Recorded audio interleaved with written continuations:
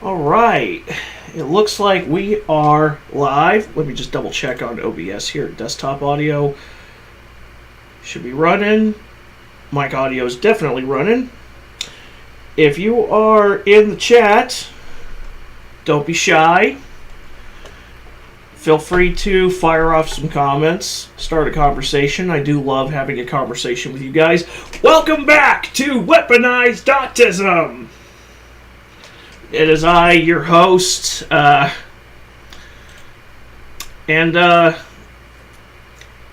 Kason, my regular partner in crime, my regular brother in Autism, most likely will not be joining us, at least for the first couple hours of the stream. He's got some stuff going on in his personal life. Everything's okay. It's just, he has other obligations to fulfill, and that's fine. But regardless, welcome to the stream. I don't know why I haven't just turned this into a weekly thing yet, but there you go. I hope everybody is enjoying the Last of Us 2 playthrough so far, or at least watching me blow ass at The Last of Us 2, because that was my first time playing it. That is going to be my only time playing it all the way through, just like the first game. I get that those games have their fans, and I'm just not one of them. But, anyways, whew. So yeah, flying solo a little bit early, a little bit for the first bit of this stream, at least to my knowledge, just the first bit. I never know how to do intros, so let's just get into the content. We've got we've got some stuff to get into tonight, starting with Addict the One made a new Try Not to Laugh challenge. Let's see how long we can get through it, or how far we can get through it.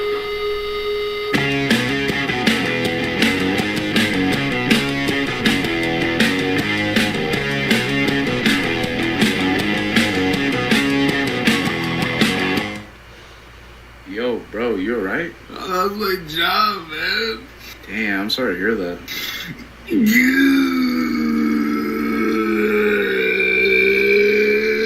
Babe, what's that flag in your bio? Like, all the bad bitches have it. What flag? The blue one with the pink stripe in the middle. I'm trying to go wherever that is. Like, take me to your hometown. I'm dead ass. Oh, no, that's not a country flag. What do you mean? What the?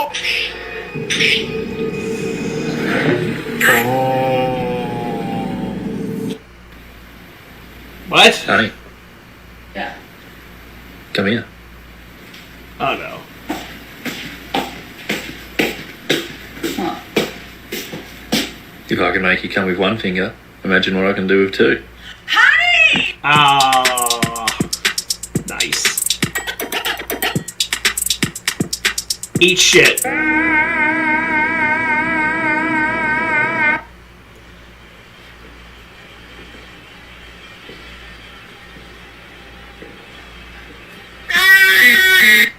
This is by far the most horrifying, wrong AI assumption. I highlighted him. We're gonna try and remove him. This is the first option. What the fuck is that? What exactly are you looking up? How do I get 12-year-old girls excited? No! Woo! Time to bleed.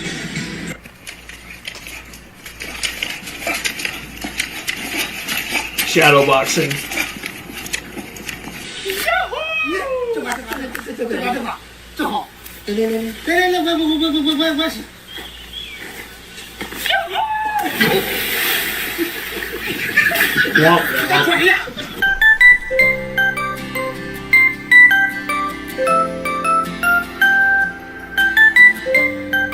I just got it.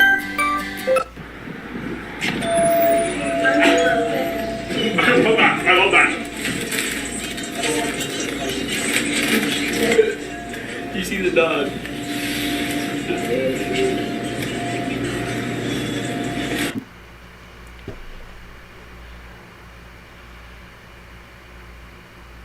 Facts. Facts.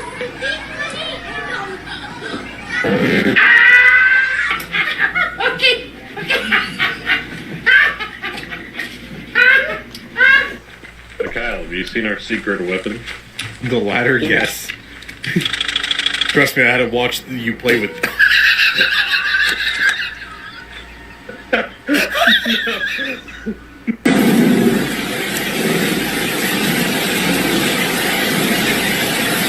I am the great incognito.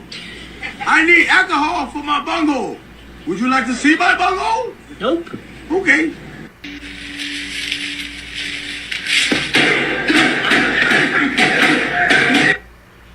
What are you doing, Stepladder? Here, let me help you.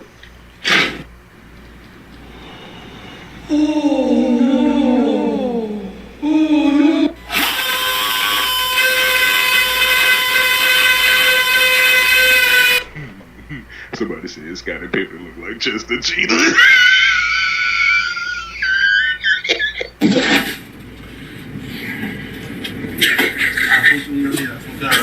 You do what? You would hit a lady? That is amazing. I'm just trying to write a Valentine's gift for my girlfriend. And I just can't. Oh, sure. Roses are red, stems are green. I freaking can't wait till you turn 18.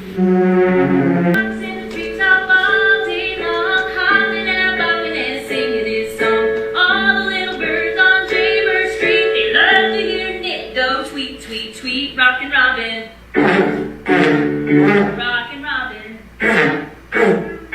Blow Rockin' Robin, 'cause we're really gonna rock tonight. I was tickling my little brother's feet earlier until my mom told me to stop. Wait until he is born.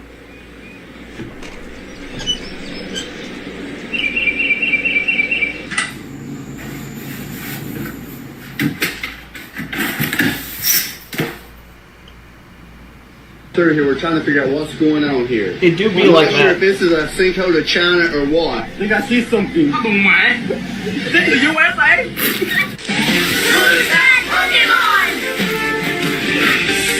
OMG, it's Pikachu! We're about to check out the inside. Wanna come? Maybe later. Okay, you're lost. Hey, where are you guys running off to? You two, stay here, okay? All right, just follow my finger, if you will. Okay, now I just need you to.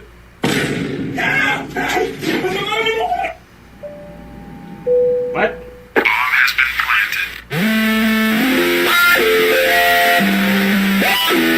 But Comic-Con, can you stand at the feet of a 20-foot tall transformer named Optimus Prime? Or see a grown man dressed as Kung Fu Panda? Hey, this is a shirt. What does the shirt say? I what? I beat There ain't no shot on this planet Earth. Somebody sent me an I beat anorexia shirt. Are you joking? The worst part is it's too small. Are you serious?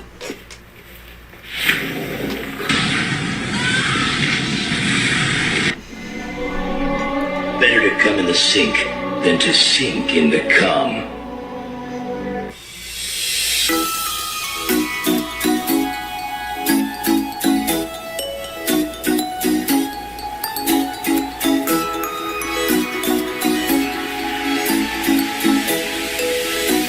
Help us!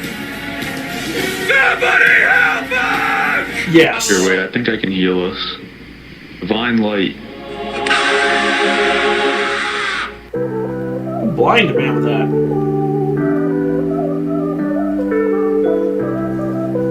As they go to the front office and they complain about their kids being in my class.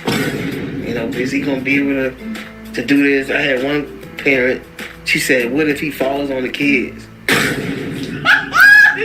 Cousin Sushi, cousin Sushi, cousin Sushi, and antidepressants. Too many damn banana peels on the ground, huh? Tonight's pressure test, you'll be cooking with something you've all worked with before. It is chicken. Yeah.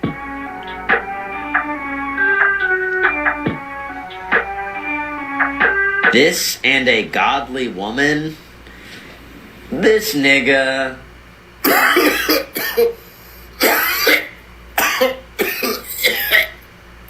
Bro. Wait. I wasn't ready. People say stuff like, I miss the good old days. The good old days were terrible. We've got amazing stuff. We've got Wi-Fi. That's true. We've got rights. That's also true. Also true. I'm black. 200 years ago, this would have been an auction. Time to work with 7 kids. I don't work. My kids are on disability. They have ADD. What's that, all different daddies? You have a hole that needs to be filled? The city of Kenosha takes public safety very seriously, which is why we're excited to launch our new Show Us Your Hole public safety initiative. To participate, simply send us a picture of your hole, along with its location and the tagline, "Come fill my hole," and we will dispatch our crews to service your hole in a prompt and professional manner. Satisfaction is our priority. Hot and ready pizza, $5. Which country flag is this? Brazil. Brazil.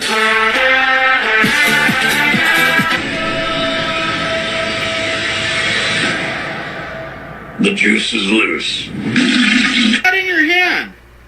Is that a coat hanger? Oh no, buddy. Way too late for that.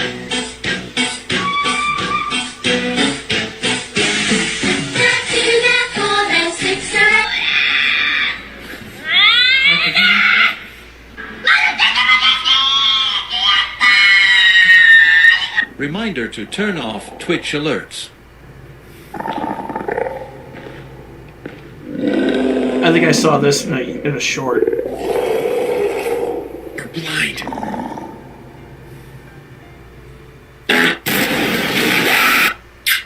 Yep, I did see that in a Grandpa, short. this is my new girlfriend, Paige. I'll be goddamned if that's a page, that's a whole damn book. Emotional Keep your eyes damage. on the road, Fred. Like, holy shit. Thanks for watching. This challenge was made with the help from members of my Discord server. They share videos there on a daily basis. Also check out my other social medias. All the links can be found in the description of this video. See you all in the next challenge. Addicts out.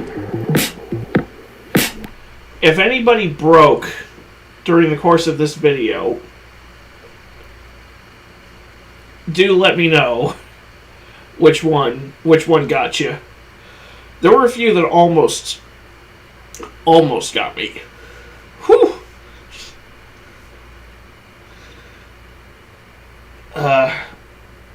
Which ones? Which ones, you might be asking yourselves? Anyone that could easily be punctuated with the emotional damage meme. So.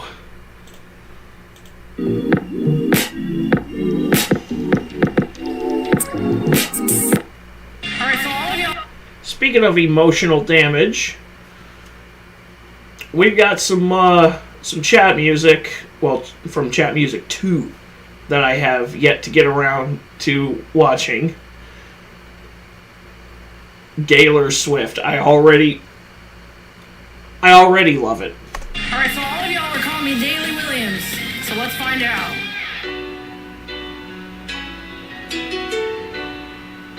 Daly Williams. Chemical imbalance, system of a down. Wait, what was that one? Emmett Them.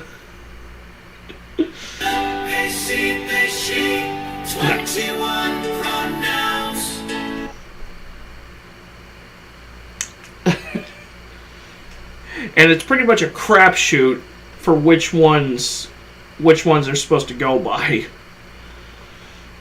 It changes. It changes every damn day. and then you're the asshole for not remembering every single one of them. Olivia was Rodrigo. Are they to remember? Transferred in a disturbed clip, not imagined. What? Transferred in a disturbed. I love how Disturbed is one that you just like. You don't even need to change it. It's just there. It's perfect. Clip, not imagine genders. Change, transition, Gala Swift, Taylor Switch. The sex change pistols bring me to the therapist. Gay T. Perry, Postal P. Malone. Machine Gun Kelly, my chemical hormones. Label the way, a data agenda. Man, Halen, Iron Maiden, asking Alexander. Slip, not a man. The pretenders, for not a boy. Oh, another one that you don't even need to change it. The Pretenders. You take Taylor Swift here and find a bunch of other AC he she's, and there you go. You've got the perfect Pride Month band right there. The Pretenders.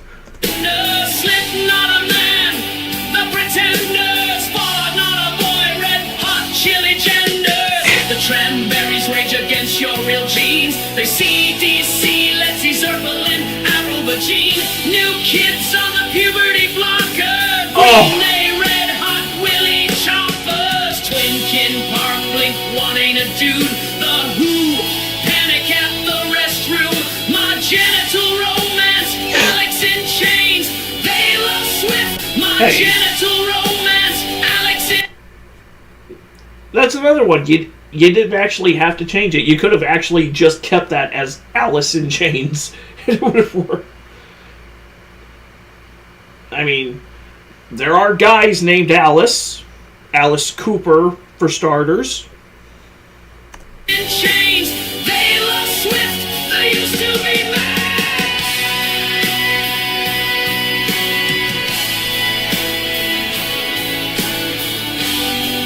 Beautiful. Beautiful. Beauty.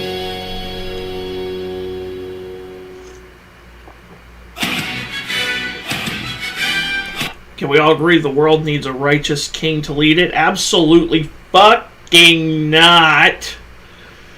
Nope.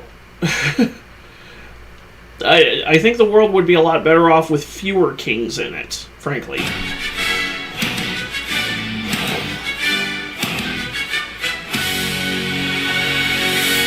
looks like he moans when he wipes. For centuries the twinktum thrived. William the Conqueror, Lord gets less the law. I shall punish you with 3 hours of back shots. Napoleon bent me apart. Alexander the Gay. Vladdy impaled this guy. He's gone the long way. Not that there's anything wrong with that. I mean, if that's who you are, that's fine. The impaled this guy, it's gone the long way. Knights of the Round Table, the Game of Thrones, Sir Consolot, heir to the dildo throne. Now we know who's been throwing all those who's been sending people to throw all those adult toys into the court in WNBA games. This dude see more boxers drop than Mike Tyson, the Duke of Butt Sex. Brother is built like a victim, long-lived twinkly leech, God bless. He swallows swords from both ends.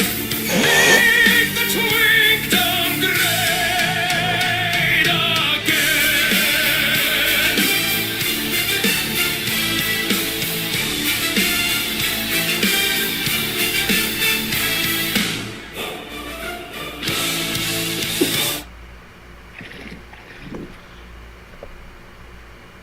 Wild comments incoming, most definitely, because Because what the hell is even that? What the hell is even that?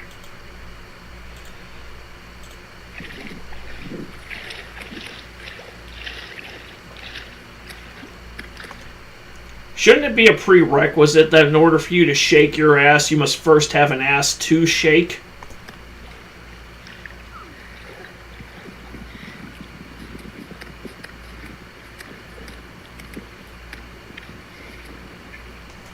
America scares me. What type of ritual is this? She is the textbook definition of cringe. And this thing can vote. Did she just fart? Even the dog looks traumatized. She looks so French. I seriously can bet she is. Can someone tell me how is this built? Oh, the cheese. She's built like the alien from the Dame to Casita music video. I know. Okay. I've never seen that music video, but looking at the image over here on the far left and then looking at her, I can absolutely see the comparison. From the Dame to Casita music video. I know a homie that still hit. What I be doing for bro when $5 is on the line. This is what I get for saying I'm going to bed and didn't someone bleach my eyes.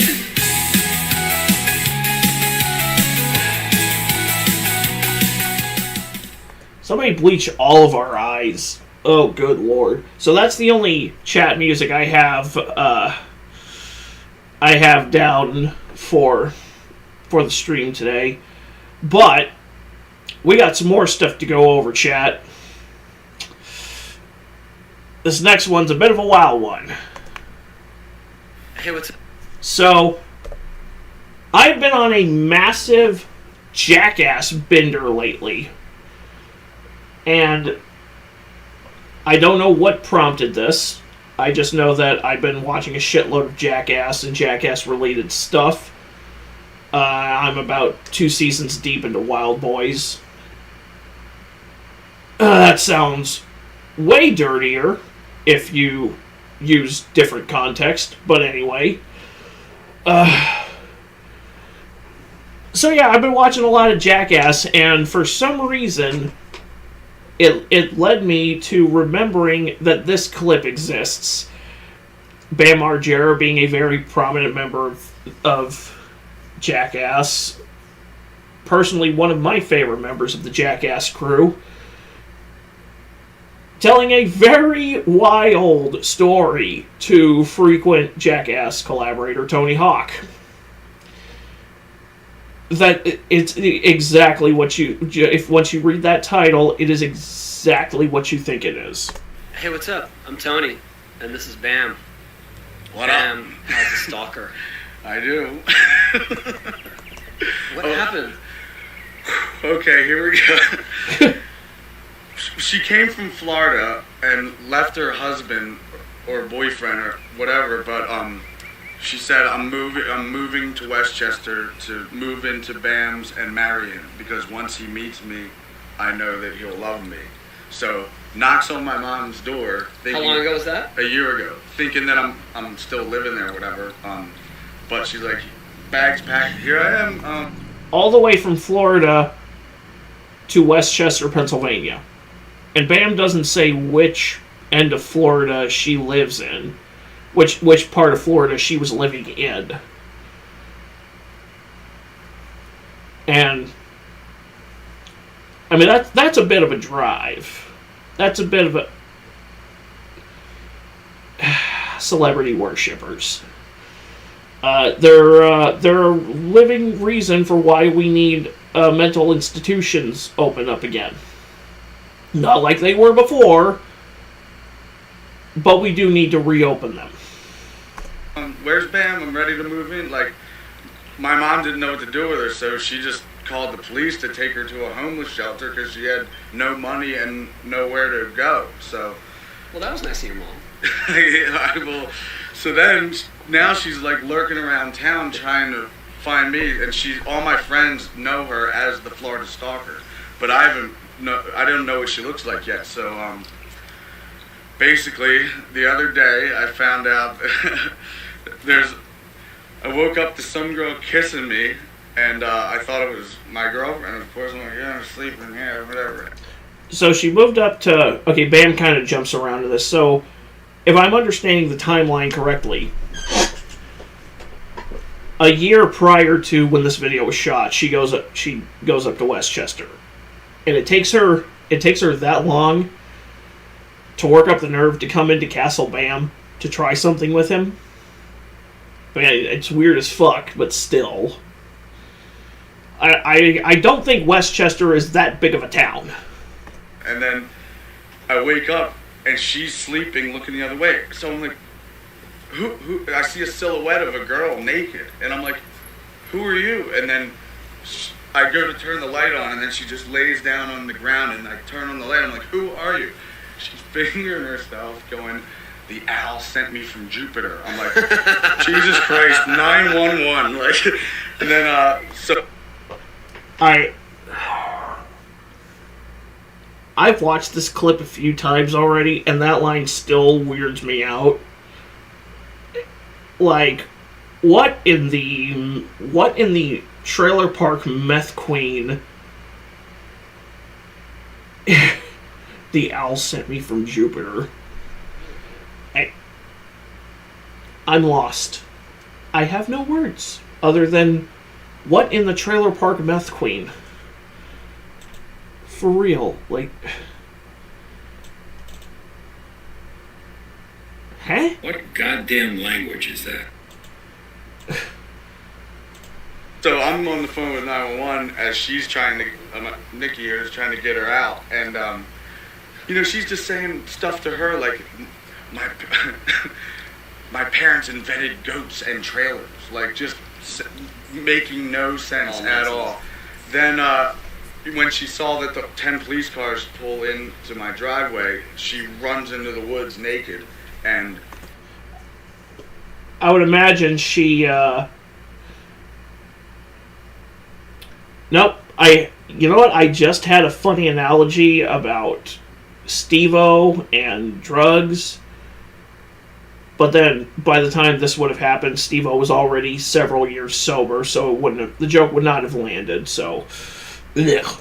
We got 10 cops searching my woods with flashlights. You have a lot of property, yeah? Yeah, for 7 hours they couldn't find her. If I recall correctly, Castle Bam is on a 14-acre plot. Like, Bam has about 14 acres of land where Castle Bam sits. So that's a lot of ground to cover. At all, and they looked everywhere. They even looked into the tree fort, and then they're like, let me just look again. Above the mini ramp, yeah? Yeah. So they looked in for the second time after 7 hours and finally found her in there sleeping. And then once all my friends heard about... They found her in the Treetop Casino. If you saw that episode of Viva La Bam, that was a wild one. But she was hiding out in the Treetop Casino. That's insane. That is. Then again, if I recall correctly, that thing's been out of commission for at least 20+ years. I don't think it lasted very long beyond what they shot for that episode of Viva La Bam. I wish I could find that show on a streaming service, but the same Hollywood that gave a standing ovation to Roman Polanski now objects to doing reruns and hosting streaming on a show that features Don Vito. It's like your selective outrage truly offends me, Hollywood.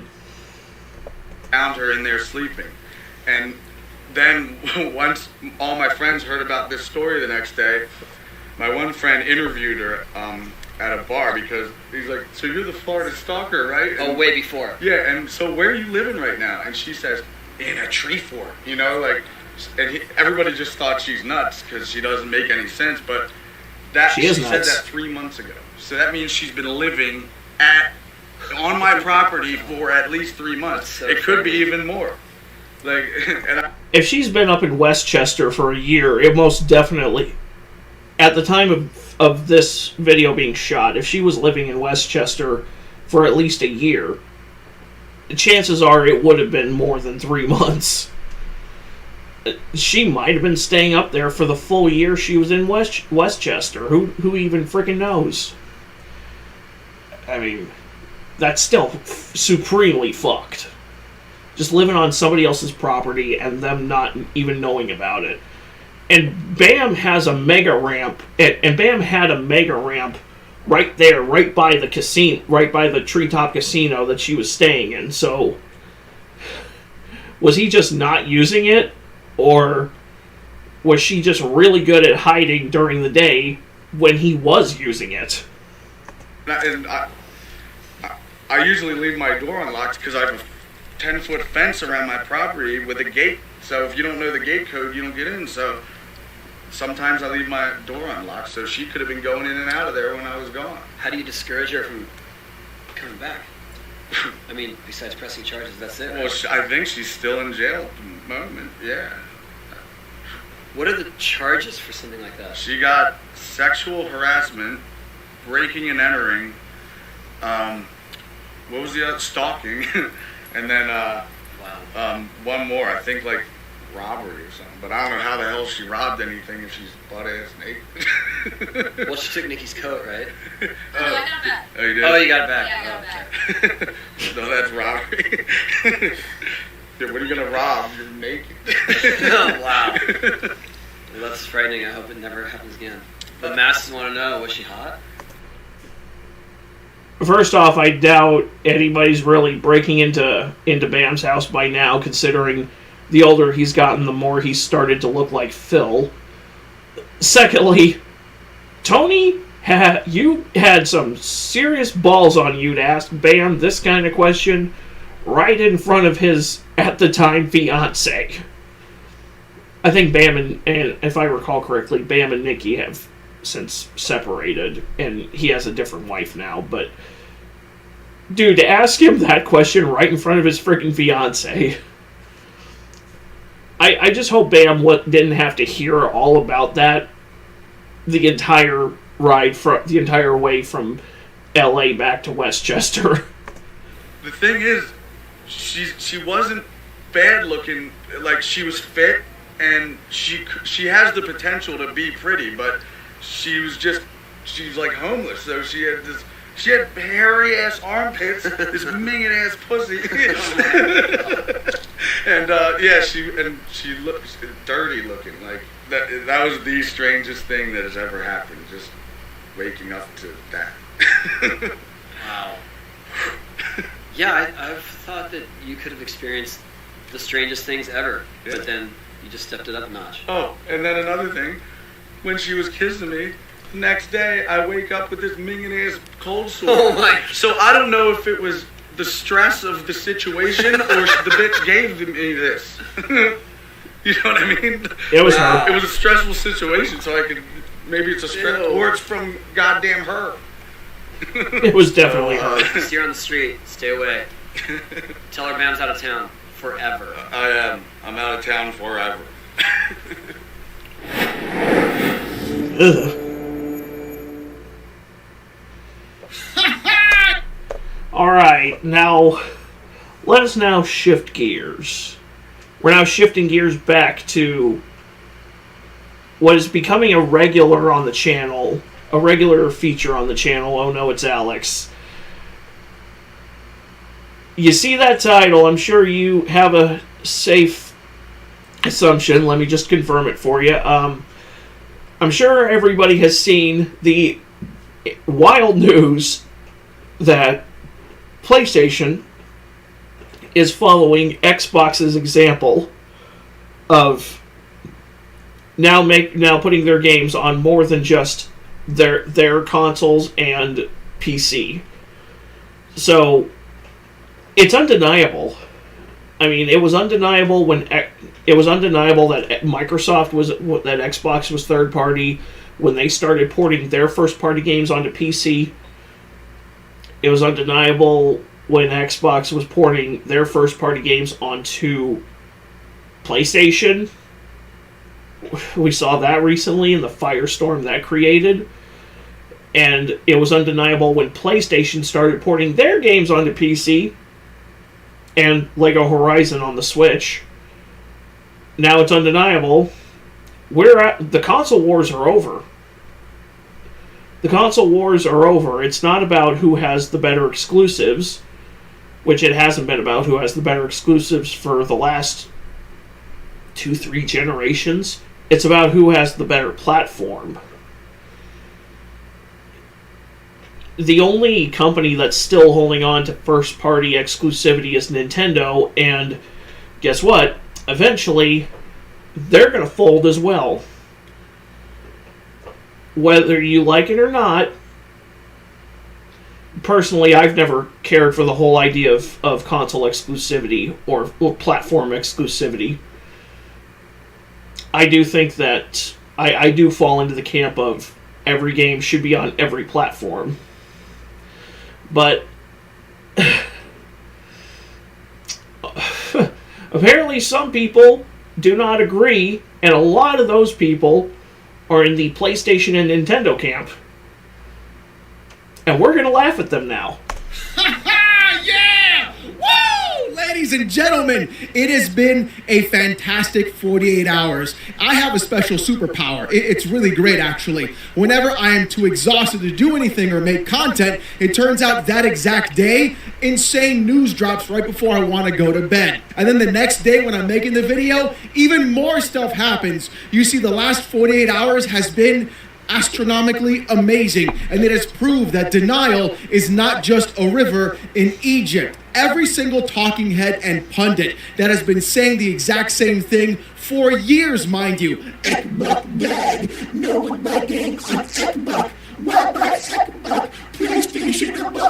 has had their entire world start crumbling all around them, and they better start making changes and shifting the goalposts because things are getting. Oh, we already know they're going to shift the goalpost.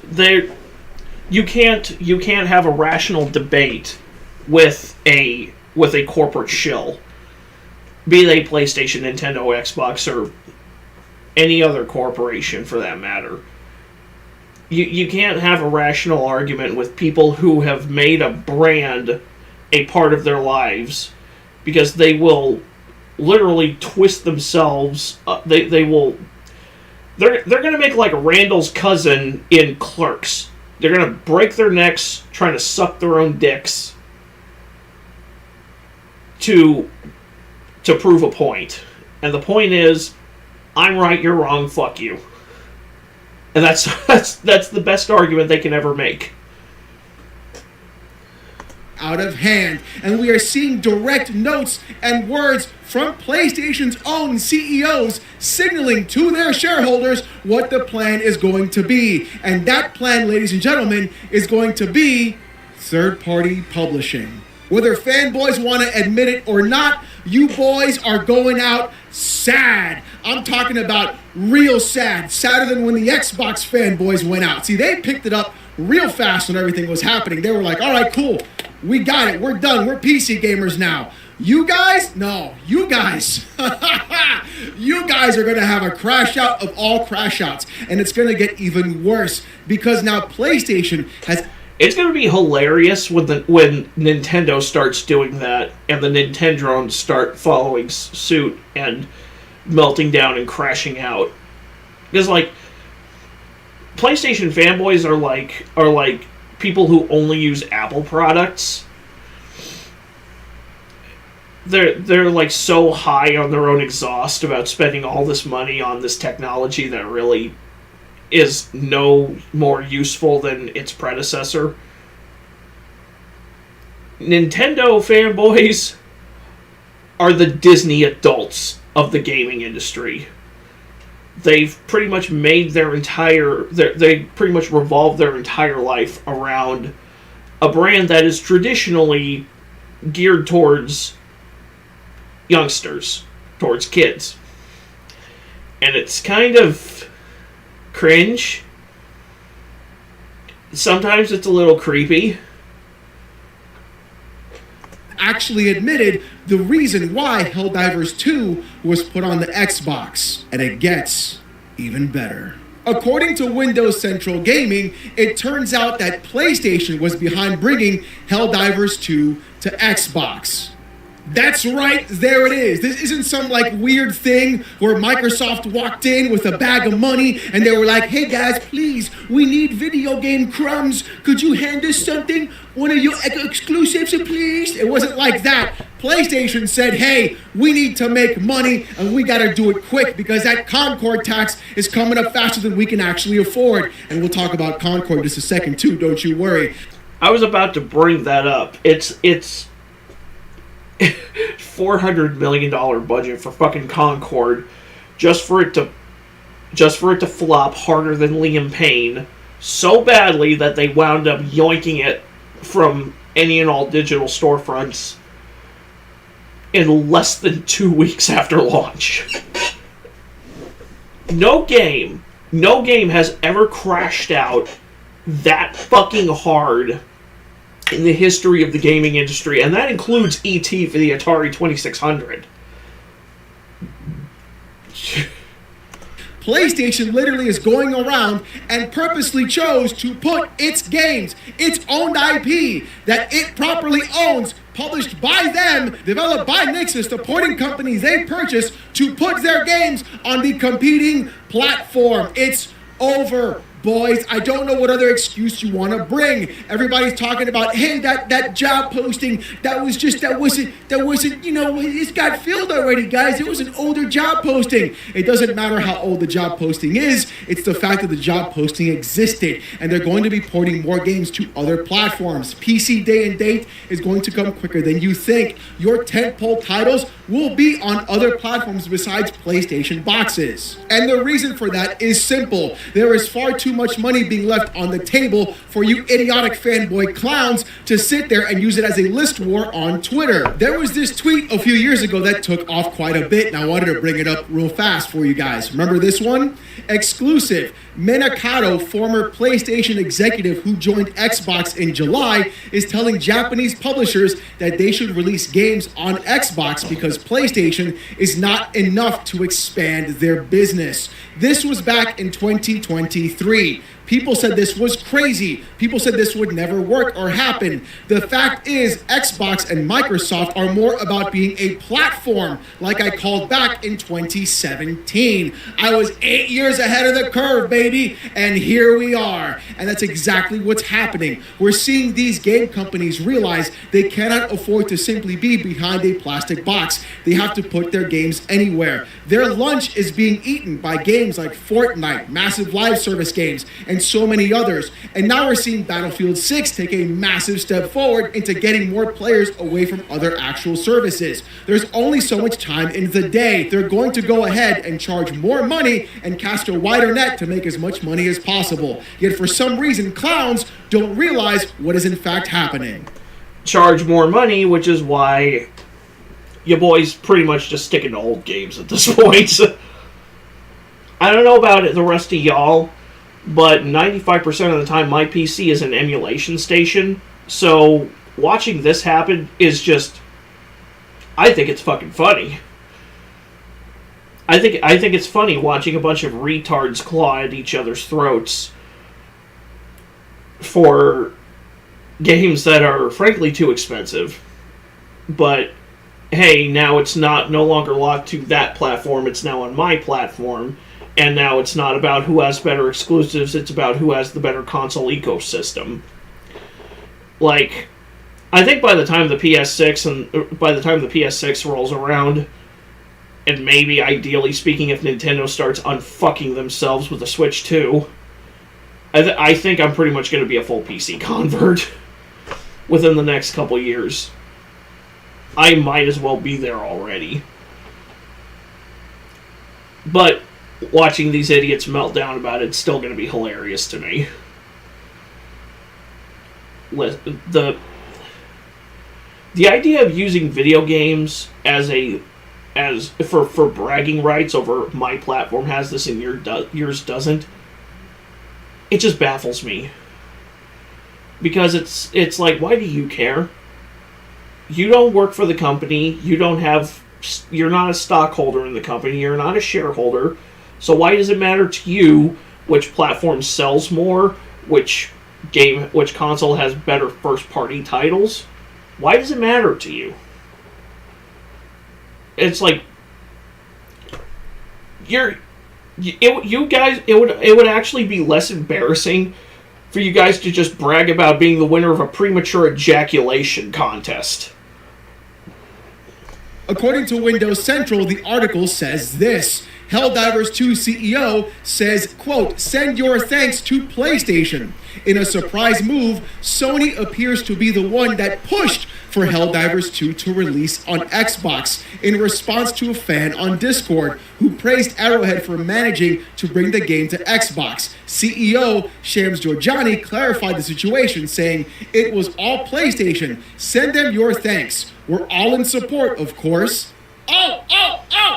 Look, listen, I don't know how clear you want it to be. PlayStation was the one that made the push. Seeing fanboys cry out 30 million consoles, Xbox got no games, nobody buys games on there. Why would you put your games on that platform? It's dead. Oh, yeah, 30 million? That's like, what, 2 people? No, like, come on, what are we talking about here? These idiots on Twitter, these morons who comb over financial reports and all this bullshit don't realize companies only care about one thing, the red line going up, and that's all they want to do. Your fanboyism, your idiocy, your entire life being dependent upon a plastic box is exactly why you fell into this trap completely. But you see, it gets better because Georgiani, in fact, even said more. Georgiani went on to praise the decision further, adding, I think it's one of the coolest things they've done. They're killing it. What they're also going to be killing soon, apparently, is going to be the stupid, idiotic morons on Twitter who have based their entire life around a plastic brand and box. It doesn't matter what happens, boys.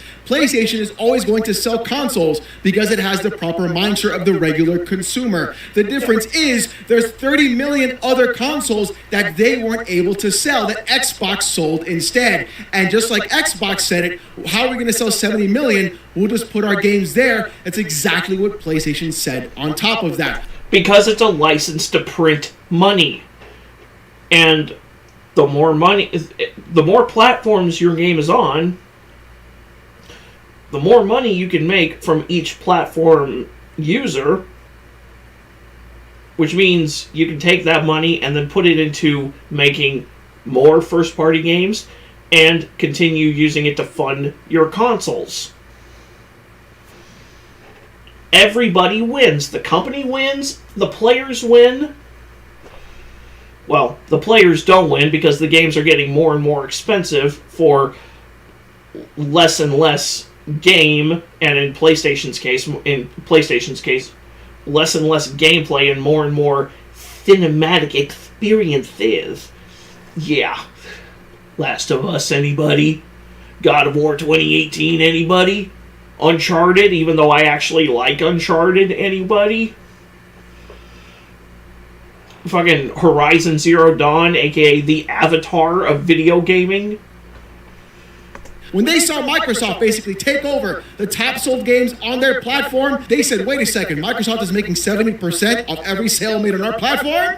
Huh? We're only getting 30? That's what they said. 30% for free is fine, but losing 70% is not a good way of thinking about it, my boys. So whatever cope you want to put yourselves into, it's going to get even worse, because the next day, it turns out that PlayStation CEOs and VPs were talking directly to shareholders, and it turns out the plans change. According to VGC, Sony Chief Financial Officer Lin Tao says PlayStation's live service strategy is, quote, not entirely going smoothly, but pledges that it will carry on and learn from its mistakes.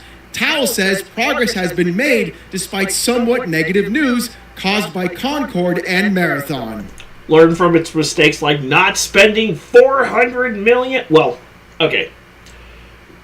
Not taking a game that already blew through a $200 million budget and adding another $200 million onto that budget and then rolling it out like it's going to be the Star Wars of the PlayStation of the PlayStation console, of PlayStation in general. and let's not forget the trend chasing of lives of, oh, we're gonna do like 12 live service games, and like what 95% of them have already been shit canned. The only one that really made it through so far is Concord, and we all saw what happened to Concord. You know, maybe development time on these games would have gone a lot faster if you guys weren't so hell-bent on making your games look photorealistic. I've said this before and I'll say it again. Photorealism, like, I would rather a game have its own distinct art style than try to go for that photorealistic aesthetic. Because that's why games are costing so much money to make now, and that's also why the player is being forced to pay more money to offset that cost. You know, maybe if you cut down if you found a way to cut down your budget and just give your game its own, like, Spider-Man should not look like a movie. It should I feel like Spider-Man should just, it's based off of a comic book, and and the visual style should play into that style of an aesthetic. It should play into that aesthetic of a comic book. I don't know. Now I'm just rambling. What else is new? In the article, Lin Tao in fact said this: last year, Concord shut down, and this year, Marathon was postponed, so somewhat negative news has been coming out. But if you look at the past 5 years, 5 years ago, live service games were almost non-existent for PlayStation Studios. We now have Helldivers 2, MLB The Show, Gran Turismo 7, and Bungie's Destiny 2. So we have these 4 live services contributing to sales and profits in a stable manner. For Q1, the live service ratio was about 40% for the full year. It's a little less, probably between 20 to 30%, she said. So in terms of the transformation, it's not entirely going smoothly. But from a longer-term perspective, if you look at the changes over 5 years, you see that there's definitely been a change.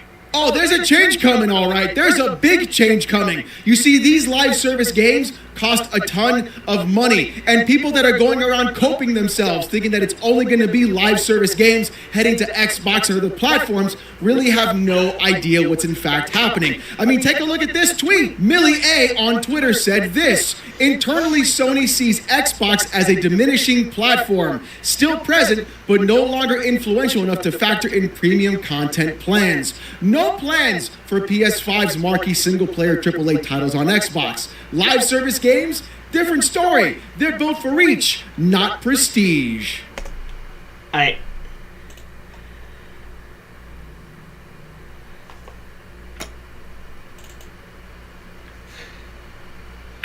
high are you? You just get back from a smoke session with Joe Rogan? Aren't these the same guys who said, oh, PlayStation games will never go to PC, and then, well, it's just 4 games, or it's just like X amount of games, or it's just games that are like, you'll just get them every like 5 to 6 years, and the window has just kept shrinking and shrinking and shrinking until day and date. Day and date's coming, whether you like it or not. Oh, yes! Yes! Inhale it. Yeah, copium, baby. Just breathe it in, because it's exactly what you're thinking. Oh, they'll never, ever put their games on PC. That'll never happen. Oh, wait, you'll never get God of War on PC. That'll never happen. Oh, wait, they're going to force you to sign into PSN. They'll never remove that restriction. Boy, it's like every time you guys say something, they do the exact opposite. There are tons of games sitting on the shelf for PlayStation, collecting dust, getting zero sales. If PlayStation says, hey, it costs us literally nothing to do ports, which is what we've heard before, that it's a basic free check and free money being brought into them, then why wouldn't they just take Nixus, who's doing nothing but sitting on their hands, who they paid for, to go ahead and port more games to Xbox, you know, a base of 30 million consoles that are people going to go ahead and buy their games for. So yeah, even if they... Frankly, they should also start porting their PS1, and they should also see about having Nixus work on remastering their PS1 and PS2 library for the modern generation. That's what I would do. That's what I would. If I was Sony, I would have an entire team in Nixus that's solely dedicated to remastering first-party PlayStation, PS1, PS2 games, maybe even PS3 games, so the Metal Gear Solid 4 is no longer locked exclusively to the PS3. But that's just me. They sold like 500,000 units or even 200,000 units. That's still 200,000 units more than the actual number of 0. You see how that works? Any number bigger than 0 is a better number. These boys, these clowns thinking things about like, oh, prestige. They never give away their exclusives. No, they absolutely would, and they will. If they did it, they wouldn't have put Helldivers onto the Xbox. If they did it, they wouldn't put their games onto PC. You boys are going out sad. You know who else is going out sad? Your boy Reforged Gaming. The initial theory was that Arrow had pushed for this. They had expressed interest that they wanted Helldivers 2 on Xbox. They even talked about how their next game would not be published by Sony, but they were still open to working with Sony. That felt like they were sort of flexing in the public and saying, hey, Sony, we've got some power here. We've got a big title that we made. You own the IP, but if you want to work with us again, we would really like to see our game on Xbox. Well, that's not what happened, okay? That's what I thought happened. Now, that could still be playing a role here, but that's not what happened, okay? So somebody, again, that I trust who has given me very reliable information in the past basically said this was initiated by Xbox, and they negotiated this. Now, that's important, because what that means is this did not come from some initiation from PlayStation side of things, where they were like, hey, we want to really change our strategy. Let's reach out to Xbox. Why the fuck you lying? Why you always lying? Oh my god. Stop fucking lying. You are lying. Fucking Jimmy Neutron looking ass. Ugh. Actually, no, we should change his name. Like, I know people in Alex's chat have joked about this guy looking like Jimmy Neutron. I got a better idea. Because of how big his motherfucking head is, how inflated his fucking head is, homeboy looks like he can't even fit a proper hat onto his head. He looks like he can only get it like fit like that. So we should change this dude's name to Timmy Burner. And if you're thinking that sounds like a porn actor's name, that's kind of the fucking point. Oh. Timmy Burner. So, if Xbox is the one that started the conversation, then you have to ask the question, well, how would they convince PlayStation to do this? My boy, my dude, my guy, my friend, my confidant, whoever you're getting that information from, stop listening to, because they are completely, incredibly, irrevocably wrong. And again, I love this idea of like fanboys like Reforge and others saying, oh, it's a refugee strategy. Maybe, I don't know. No, that's really not what it is. There's nobody going to be buying a game on their Xbox, turning on and saying, oh, well, now I want to buy a PlayStation. If they would have wanted a PlayStation, they would have already bought one. Just like me on my PC. Why would I buy a PlayStation 5 for a sequel if I know the sequel is going to hit my PC in about a year and a half, maybe even 2 years? I'll wait, trust me. That's not a problem. I got plenty of games to play. Same. Pretty much exactly 100% the same. I don't need to play a game day one. I don't need to buy a game day one, like the exact second it comes out. You shouldn't play a game day one, just out of FOMO or whatever. You should. It's a much wiser move to just kind of wait a few days, wait a few weeks, see what the hubbub's about, and just kind of see what people are saying, and then if it's going to hit your platform at a later date, there's always plenty of other games to play. You don't just have to play the latest thing. Fuck, the majority of the games that I play came out between the years 1985 and 2005. Yes, I do occasionally play some of the more recent stuff, like stuff that's coming out within the last 20 years, the last 15 to 20 years, but the majority of the stuff that I play is from NES, the NES era to like the PS2 era. I'm at a point now, I don't know about the rest of y'all, if I stuck exclusively to emulation, I probably would never have to buy a new game again. If I stuck to emulation and to my backlog, I would never have to buy a new game again for the rest of my life. That's how big my fucking backlog is.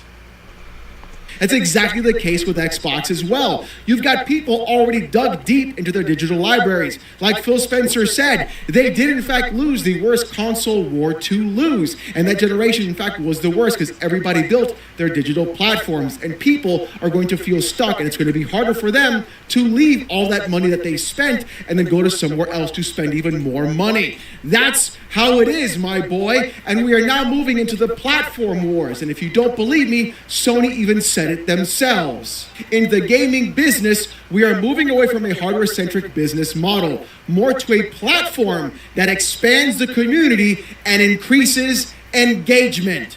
Again, you guys can champion, you guys can parade 80 million consoles sold. Colin Moriarty can take a tube connected to his rectum and inhale every fart that he excretes and talk about console sales. Yet at the same time, I can turn around and be like, guess what? This is a PlayStation now. Ooh. Y'all are going outside. You guys are talking about console sales when now it's the platform now. You guys haven't caught on yet. You're years behind. You're only talking about hardware and seeing gaming from one perspective, one platform. The VP of Sony, of PlayStation, is telling you to your face, we don't care about hardware sales. We care about player numbers and player engagement. They're making more money off of that than you buying $700-800 off a PS5 Pro. Bro, you guys are getting dragged across glass, and you're saying, thank you, sir, can I have another? As they wear a pair of stiletto heels and crunch your boys right in front of you. I don't know what else to tell you guys, bro. PlayStation is officially a third-party publisher. They've been third-party since they started porting games to PC. But Alex also knows this. That's it. There's just no way around it. I don't care what cope you guys try to play. I don't care what move you guys try to do. I don't care if you're like, oh, it's live service, it's not tentpole. If it was tentpole, then it'd be different because you're going to move the goalpost again. You're going to say, oh, well, it's not, see, it's tentpole titles, but see, it's Spider-Man 2018. That's like a 7-year-old game. So, whatever. It's not like, it's not like recent or whatever or anything, right? Then it's going to get even closer. And you're going to be like, well, it's 7 years, and then every 4 years, and then nobody's buying that on PlayStation anymore. It's sold like 1 billion copies. Who's going to buy that on PlayStation, right? And then it gets closer, and then closer, and then closer. Boy, where have I seen this before? It's almost like I've seen this exactly happen twice before already. It happened faster for Xbox, but I've seen this exact kind of playbook happen directly onto the PC platform. You boys... Yeah. Exposed. Where have we seen this before? You are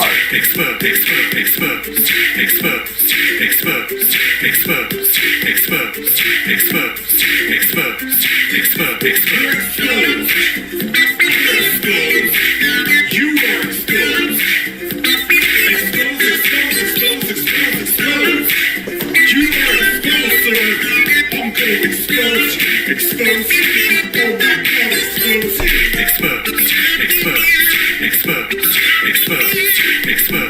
Where have we seen this before? Are cooked. You're done. And I'm here for it because you guys are going to be going out sad. The closer it gets, the more it happens, the more insane you become. And I will be here to watch all of it because every time you guys do this, you move the goalpost a little bit further, catching yourselves in that exact moment. And man, it's so glorious to see.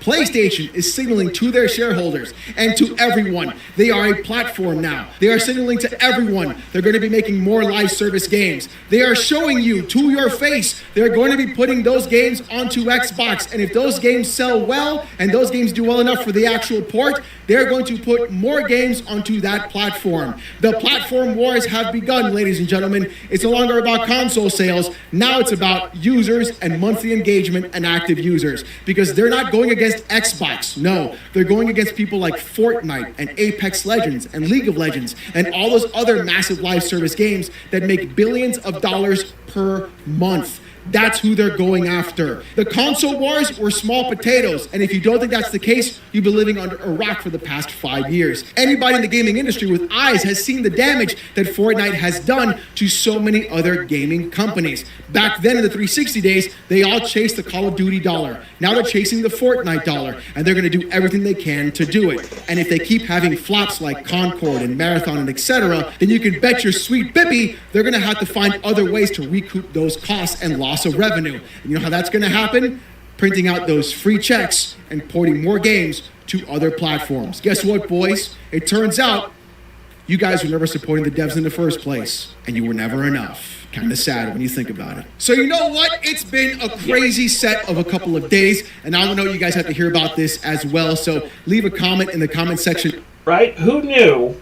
Who fucking knew that people who spend more time... Who knew that a company couldn't subsist on people who spend more time proselytizing on Twitter than they do actually playing video games? I think the film industry could also learn a thing or two from this. Down below, and let me know what you guys think about this entire... This being Twitter is not who you should be listening to. Thing unfolding in front of everyone. If you want to see more of this kind of content, more PC port reviews, gaming news, Steam Deck videos, fanboy content, live streams every Saturday night, 8:45 p.m. Eastern, come on down and subscribe to the channel. We're on our way to 89,000 subs, and I just want to say thank you guys so very much. If you want Discord access and emotes during live streams, become a YouTube member. It's as low as $1. If you don't want to pay the buck, don't sweat it. Show up Saturday nights, 8:45 p.m. Eastern. Trust me, as around 800 people insult me with AITTS. Believe me, you don't want to miss it. With all that being said, though, thank you guys so much for watching. Hope you have a great one, and I'll see you gooners next time. Peace!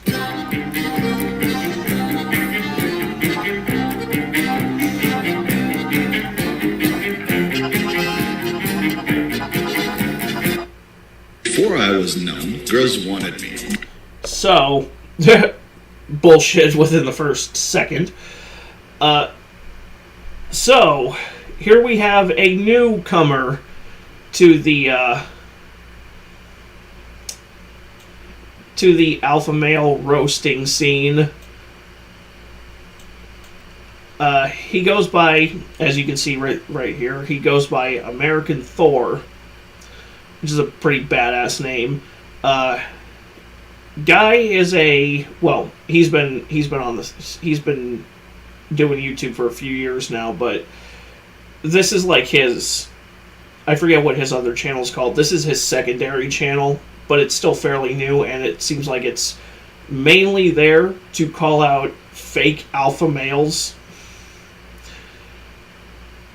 And as it says, Green Beret, this guy is a former member of the U.S. Army Special Forces, the Green Berets. In other words, a real fucking alpha male. If you actually believe alpha males and beta males are a thing. Reacts to the world's fakest alpha male. That is a very That's a hell of an accomplishment, to be the world's fakest alpha male. Before I was known, girls wanted me. Now, Bullshit. all the girls want me. Whatever girl will come across my platform, she wants to date me. She sees, okay, this is a good guy, he's the perfect guy, this is the kind of guy you probably want to bring home to your parents. Yes, absolutely, guys. If there's anything I know women love, it's a 5'4" broke dude who's a convicted sex offender. Oh!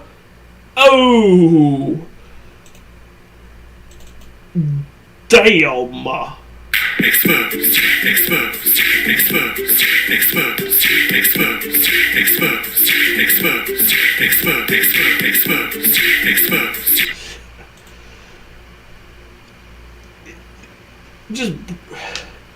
Just bringing the sledgehammer within the first 15 to 20 seconds of the damn video. Oh, I love guys like this. Guys who are very no bullshit and just speak in a very direct manner, because that's exactly the kind of man my dad was. If you've been around this channel long enough, you know that's exactly the kind of guy I am. Even though I am not a veteran.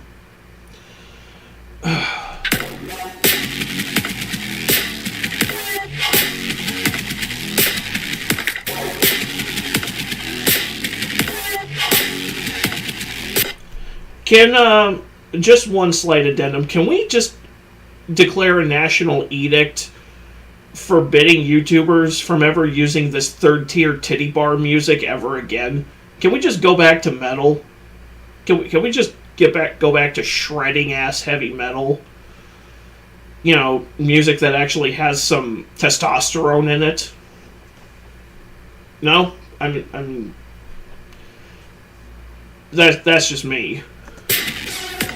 Personally, I prefer to listen to a genre of music where the dudes dress like chicks but happen to be raging heterosexuals versus a genre of music that is predominantly filled with a bunch of chest-slapping retards who loudly proclaim masculinity but were actually regular attendees of Poke the Pickle parties at Diddy's mansion. Welcome back to American Thor, everybody, and we got a good one for you today. So, in my quest to uncover the most outrageous, the biggest, the fakest alpha males that are on the internet, I think I've discovered, I know I've discovered the absolute GOAT of fake alphas, and that is King Ben Azuli. My God, this guy's an absolute uncut, precious gem, Ben. Why do all of these fake alpha males have this weird Batman obsession? They always do. He sits there. He looks like, oh, Mr. Stoic Cool sitting in the shadows in a black shirt with puffing a cigar. Look at me. I'm Batman. If you put on tights and a cape, you would actually look less like a raging French cigarette. Azuli, my God, this guy's an absolute uncut, precious gem worth of cringe content. So what we're going to do in this video, I'm just going to react to his most outrageous shit he's put out, right? So don't forget to like, comment, subscribe. Definitely helps the channel. Now, let's deep dive this douche. So, first thing, who is this guy? Well, King Azuli is essentially, the easiest way I can do this to save 30 minutes, he's basically Timu Andrew Tate, okay? He's just a knockoff version of Andrew Tate and about a foot shorter and way more poor, okay? So that sets the standard. But also, the thing we're going to lead with here... So he's Tate without the OnlyFans stable. I mean, aren't all these alpha male red pill guys just Timu Andrew Tates anyway? Is just what an absolute disgusting piece of shit of a human being he is. And if you've seen John Bravo's expose on this guy, yes, he is a convicted child predator. So, no, he should not be teaching people how to be alpha males. He should essentially be thrown in the wood chipper. But that gives us a good baseline of sort of who this guy actually is before we start jumping into it. I wanted to see if he ever was in prison, or if it's another one of his bullshit stories, because he's only talked about it once.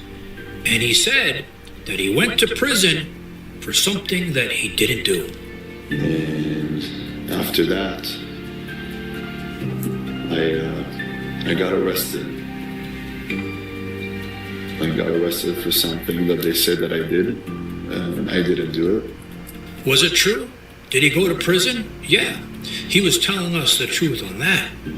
But he lied to all of us when he said he didn't do anything. As we're going to see, this guy's entire brand and persona is this fake tough, fake rich, materialistic type of, again, knockoff Andrew Tate type of persona. And you might be asking, Nate, well, what would you say an actual alpha male is? I kind of gotten that question in the comments. And again, as a retired Green Beret, I believe in traditional masculinity, stoicism, things like that. But the easiest way to say it is this guy.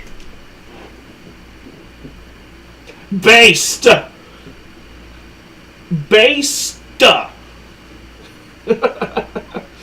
That reminds me, I really need to play the Two Towers and Return of the King on the channel. The PS2 versions. Absolutely 110,000% based. This is the true alpha. And if you're not aspiring to be that, well, you're wrong. So, obviously, that's not what this guy is. But let's jump in and just start knocking out these cringe clips. And of course, this guy is the most badass fighter on the entire planet. I trained martial arts my whole life. I know how to fight very well. I've taken on not one, not two guys. I fought 30 guys at the same time, and they couldn't take me out. You fought 30 guys? 30 guys at the same time. They got to the point that they said, okay, and they couldn't take me out. You fought 30 guys? I love the tone of... I love this guy's tone of voice, and I love that incredulous look on his face, like, you are so full of shit, man. Man, don't nobody believe 1 ounce of this, but, man, the clicks and the views are going to be something. Like, we could just make a short out of this and farm this guy for content for ages. And he's probably right. 30 guys at the same time, they got to the point that they said, okay, you mother... We're done with you. You don't want to stop. I have this switch. You better kill me. Yeah, guys. Tell me you have never been in an actual fight without telling me you've never been in an actual fucking fight. And you can tell he's never actually been in a fight beyond this. Beyond this bullshit declaration. Because if you look at his hands, if you look at his knuckles, there's no scuffs. There's no scarring.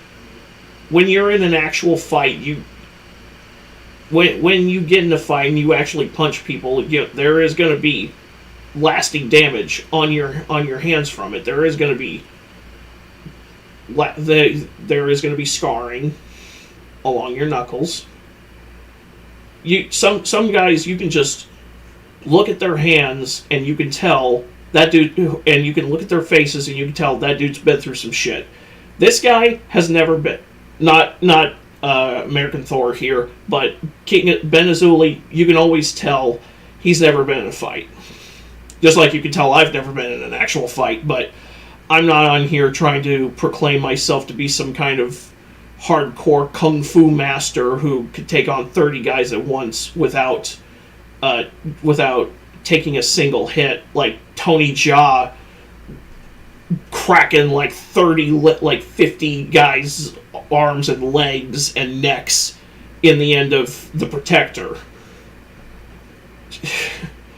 Why do these guys always try to act like they're fucking movie, like they're the fucking main character of a movie, like they're, and this guy has said, Johnny Bravo did it.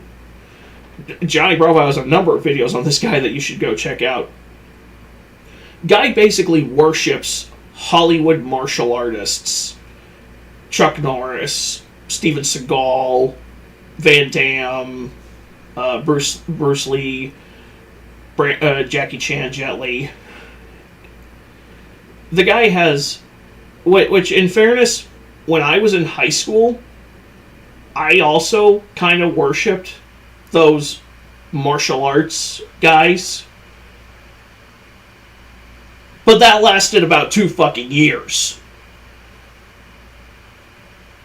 This guy is still in his, like... It's 1985 and I'm a 12-year-old ninja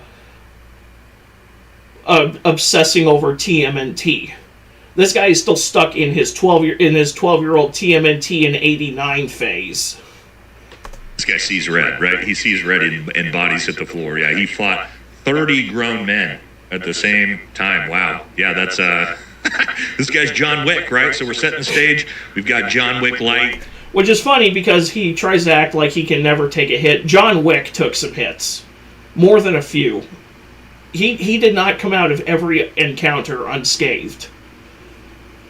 All right, we got something even more impressive here. One day I got into a fight and I ended up beating the out of like 5 of them. And the boss, he took out a gun, put it to my head, told me to stop fighting, and I told him to shoot me. And he saw in my eyes that something was going on. I thought I was going to die. He told me, I'm not going to shoot you, I just want you to stop. And he looked me in the eyes and he realized I was a young boy. He pulled his gun down, put it in his pants, told me, come, I want to talk to you. And then he told me, he said, you know what, you're an incredible fighter. I think you should be fighting for me. But more than that, I want to be like an older brother for you. You joined his team? Yeah. I became one of the guys in the mafia.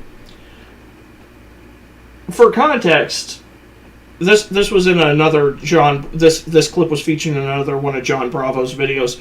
He's trying to say he was a mafia enforcer at the age of 15.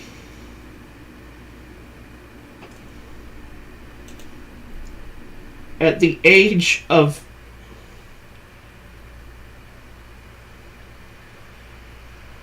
No, guy.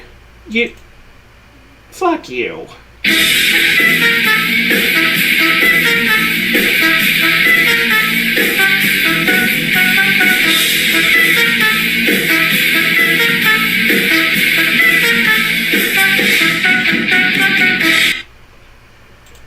Maybe I should have included John Bravo's video on the roster for tonight's stream, because there's a full rabbit hole of just what the fuckery to go down with Benazuli. Like, his website claims that he retired at the age of 24. And then in another video, he claims that when he retired, he had that he had to retire to do his current gig, which is selling bullshit-ass get-rich-quick courses, after spending a decade in a counterterrorism unit in the FBI. So wait, you were in the FBI at the age of 14 and being a mob enforcer at the age of 15? At the age of 15? That there's actual bullshit. There's actual layers to the bullshit that just comes...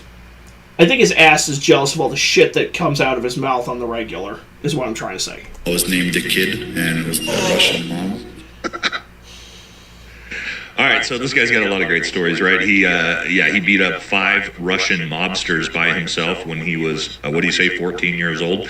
And then, of course, he was such a good fighter as a child that the Russian mob hired him. Oh, okay, so great backstory to old King Azula here. Let's keep moving. All right, let's hear some of his martial arts techniques and how he's beating up 5 to 30 men at a time. Come in to kill you. When I punch somebody, I don't punch their head. I'm imagining my fist going through their head, to the back of their head. The head gets stuck here in my elbow. That's how Bruce Lee used to do it. Nice. Guy figured out how just throwing a regular punch works. Very impressive stuff here. And so he's called out some of the others in the fake world, and again, including Andrew Tate. You know what I'd love to see? You and Tate in the ring. I would break his head in half. He's a trained fighter, I'm a trained killer. 2 different things. You could do a boxing fight, which I call a pillow fight. You're a 4-time world champion, but you didn't fight people like me. So yes, we give Andrew Tate a little bit of a hard time here. Andrew Tate, okay.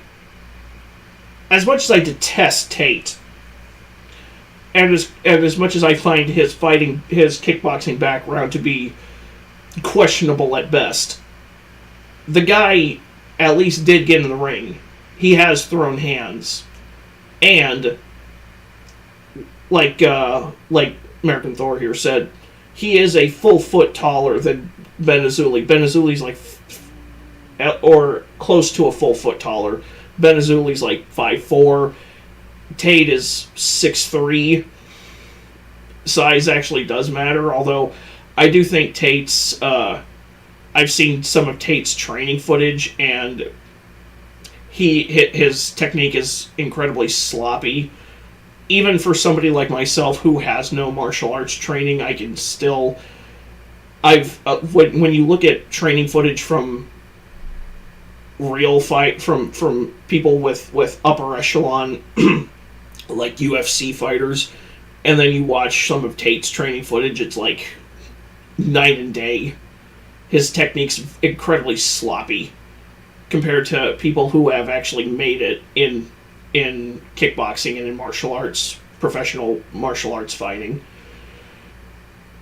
To my knowledge, I've never seen any of Benazuli's footage. I would imagine it would look somewhere on par with when I was 15 years old trying to pretend that I knew martial arts from watching Bruce Lee. Don't laugh, we all went through that fucking phase.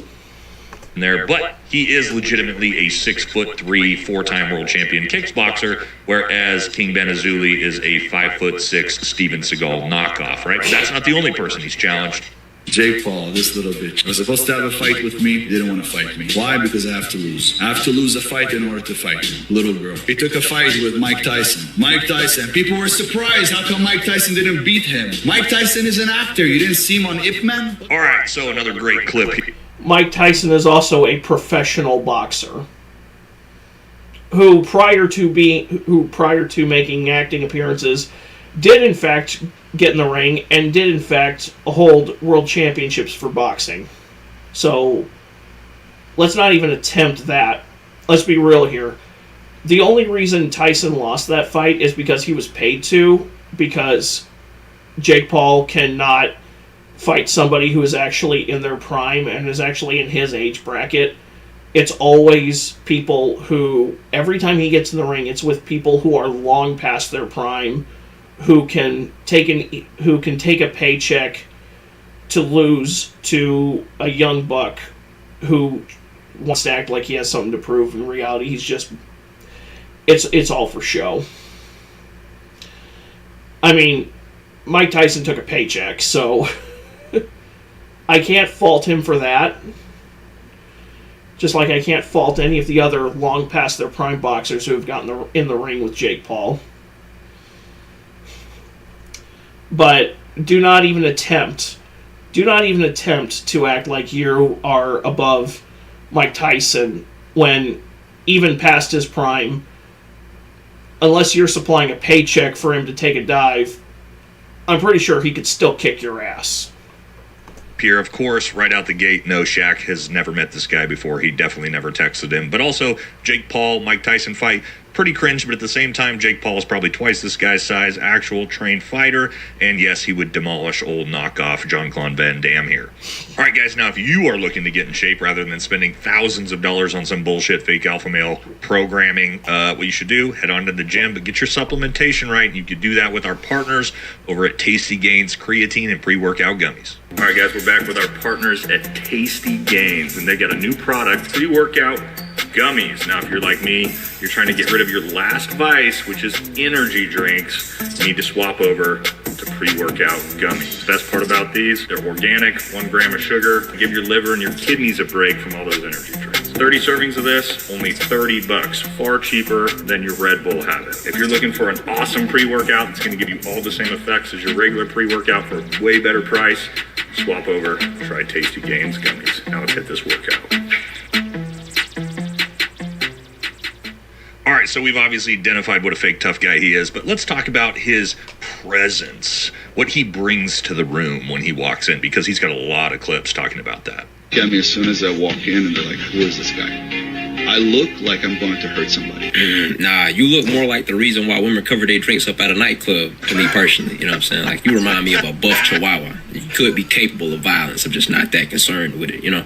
Now, I'm not trying to say you short or nothing. It's just from that angle, though. When you do, like, if I saw you out in public, I'd turn and look straight over the top of your dome piece, so like I wouldn't even acknowledge the threat had walked into the room. 100%, I've said that before. My height, his height, we never even notice you. And, yes, how tall is this gentleman? Well, I found this great clip that actually can show us. This is one of those small SUVs that's probably maybe 5 feet tall. All right, so we're building a total package here, right? We've got a fake alpha male, about 5'4", bringing a lot of presence to the room, but also a lot of power. Yeah, I walk in, my chest is held high, my back is straight, my handshake is very powerful. Why? Because I come in with a lot of force, a lot of energy through the earth. I just fucking go through it. Yep. And I've never been scared of anything. Yeah. As a Bullshit. child, I was literally diagnosed as somebody that's fearless. Yeah. Wow, there you go. This guy was diagnosed as fearless. I can tell you this, as a Green Beret who, did one of the scariest jobs in the world. I don't know a single fearless dude. All the gunfights I've been in, everybody who's been in a gunfight knows it's incredibly scary. But not that... If you literally do not feel any ounce of fear, that's not something to brag about. That's a sign that you have a genuine psychological disorder that you probably should be on medications for. This guy, who I believe was diagnosed as a child with douchebagitis. So I started to ask myself, is this guy just legitimately retarded? And I came across this clip. You know why people wear boxing gloves? So they don't fuck up their hands by hitting somebody's head. Your head is the strongest bone in the body. And if you train it and bang it enough for a whole year, it becomes 4 times thicker. Oh, okay, we found it. There it is. He's actually just got a ton of CTE from smashing his skull into the cement wall trying to toughen it. All right, so we've identified, of course... Yeah, regular Chris Benoit in the making here. Of course, that he's a tiny, fake, tough guy who thinks he's the biggest guy in the room. But we should check out his mentality and the way he approaches business next. See, most people ask, how do I speak so concisely and how do I speak so fast? Let me give you a life-changing hack. What if you could think twice as fast? That would mean that you would have twice the amount of hours in the day. Here's the hack. Everything I listen to is at 2x speed. Everything I think about is at 2x speed. Every time I make a move, it's at 2x speed. If you'll start to 2x speed everything you're listening to, and even as small as bringing up the speed of the mouse on your computer, you'll be able to think twice as fast. Receive information twice as fast. Try it out and let me know after a month what happens.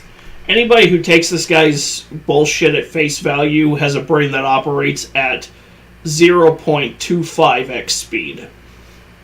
Yeah, I don't know what it is with these fake alpha males, like they're Einstein and they're changing the space-time continuum and they can manipulate time. It reminds me of this clip. My day is 6 a.m. to noon, and I'm not crazy. You're crazy for thinking it takes 24 hours, just like some dude in a cave did 300 years ago. My second day starts at noon and goes till 6 p.m. That's day 2. And then the next day is 6 p.m. to midnight. What I've done now is I have changed and manipulated time. I now get 21 days a week. Stack that up over a month, I'm going to kick your butt. Stack it up over a year, you're toast. Stack it up over 5 years, my entire life is different than it would have been otherwise. All right, but of course, this dude is a billionaire, he's claimed. I called my bank, and when I called them, I asked for $250,000. Now, for me, $250,000 is not much money. As you guys can understand, $250,000 is not much money. Of course, he probably pulled all the money that he owns out of his bank account to be able to bring into that podcast, because, of course, what do all the fake alpha males do to make their money? They sell coaching to coach you on how to make money, even though none of them have ever actually produced any product or had any real business to begin with. Yeah, that's something I've always... That's something that's always... always...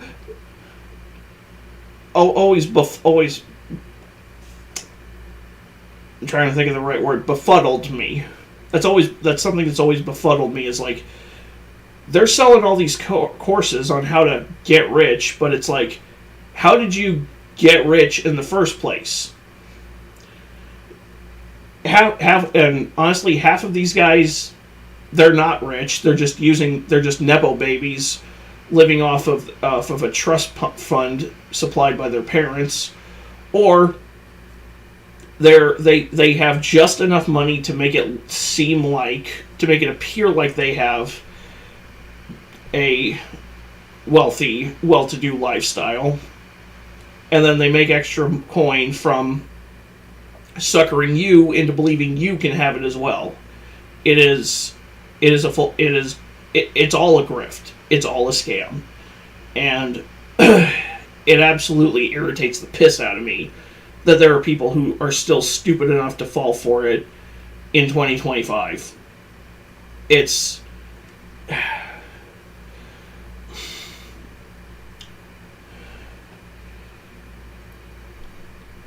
Henry Madrano, hey brother, Atari Custer Revenge. It's too funny. You didn't know a game like that. Oh yeah, dude. Straight up, the Atari. There is a number of adult-themed games on the Atari 2600 that it's actually wild. The sheer volume of them that actually got out. Like, I wish I could name them all off the top of my head. It's just Custer's Revenge is one of the most easy. Another one is there was one off of the game off of the movie Porky's. Not sure how you can make a game off of Porky's, but there you go.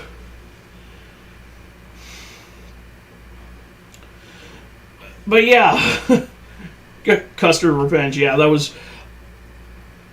Never for NES. I'm an 80s baby, more familiar with Nintendo. Hey, nothing wrong with that, man. I'm a 90s baby. I have more experience with the SNES, the N64, and the GameCube.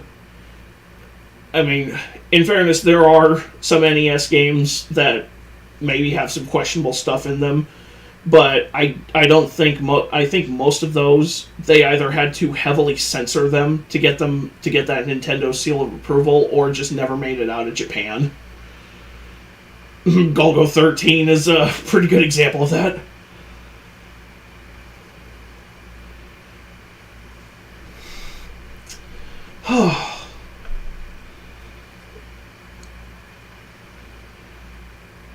Yeah, I've actually never played the Atari Porky's game. I know of it. I know it exists, and I've seen footage of it.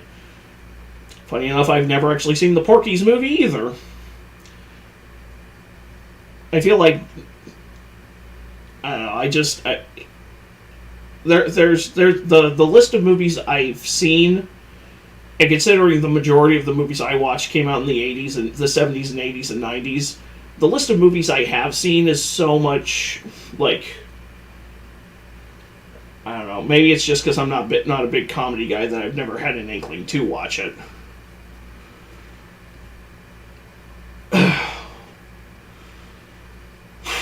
But anyways.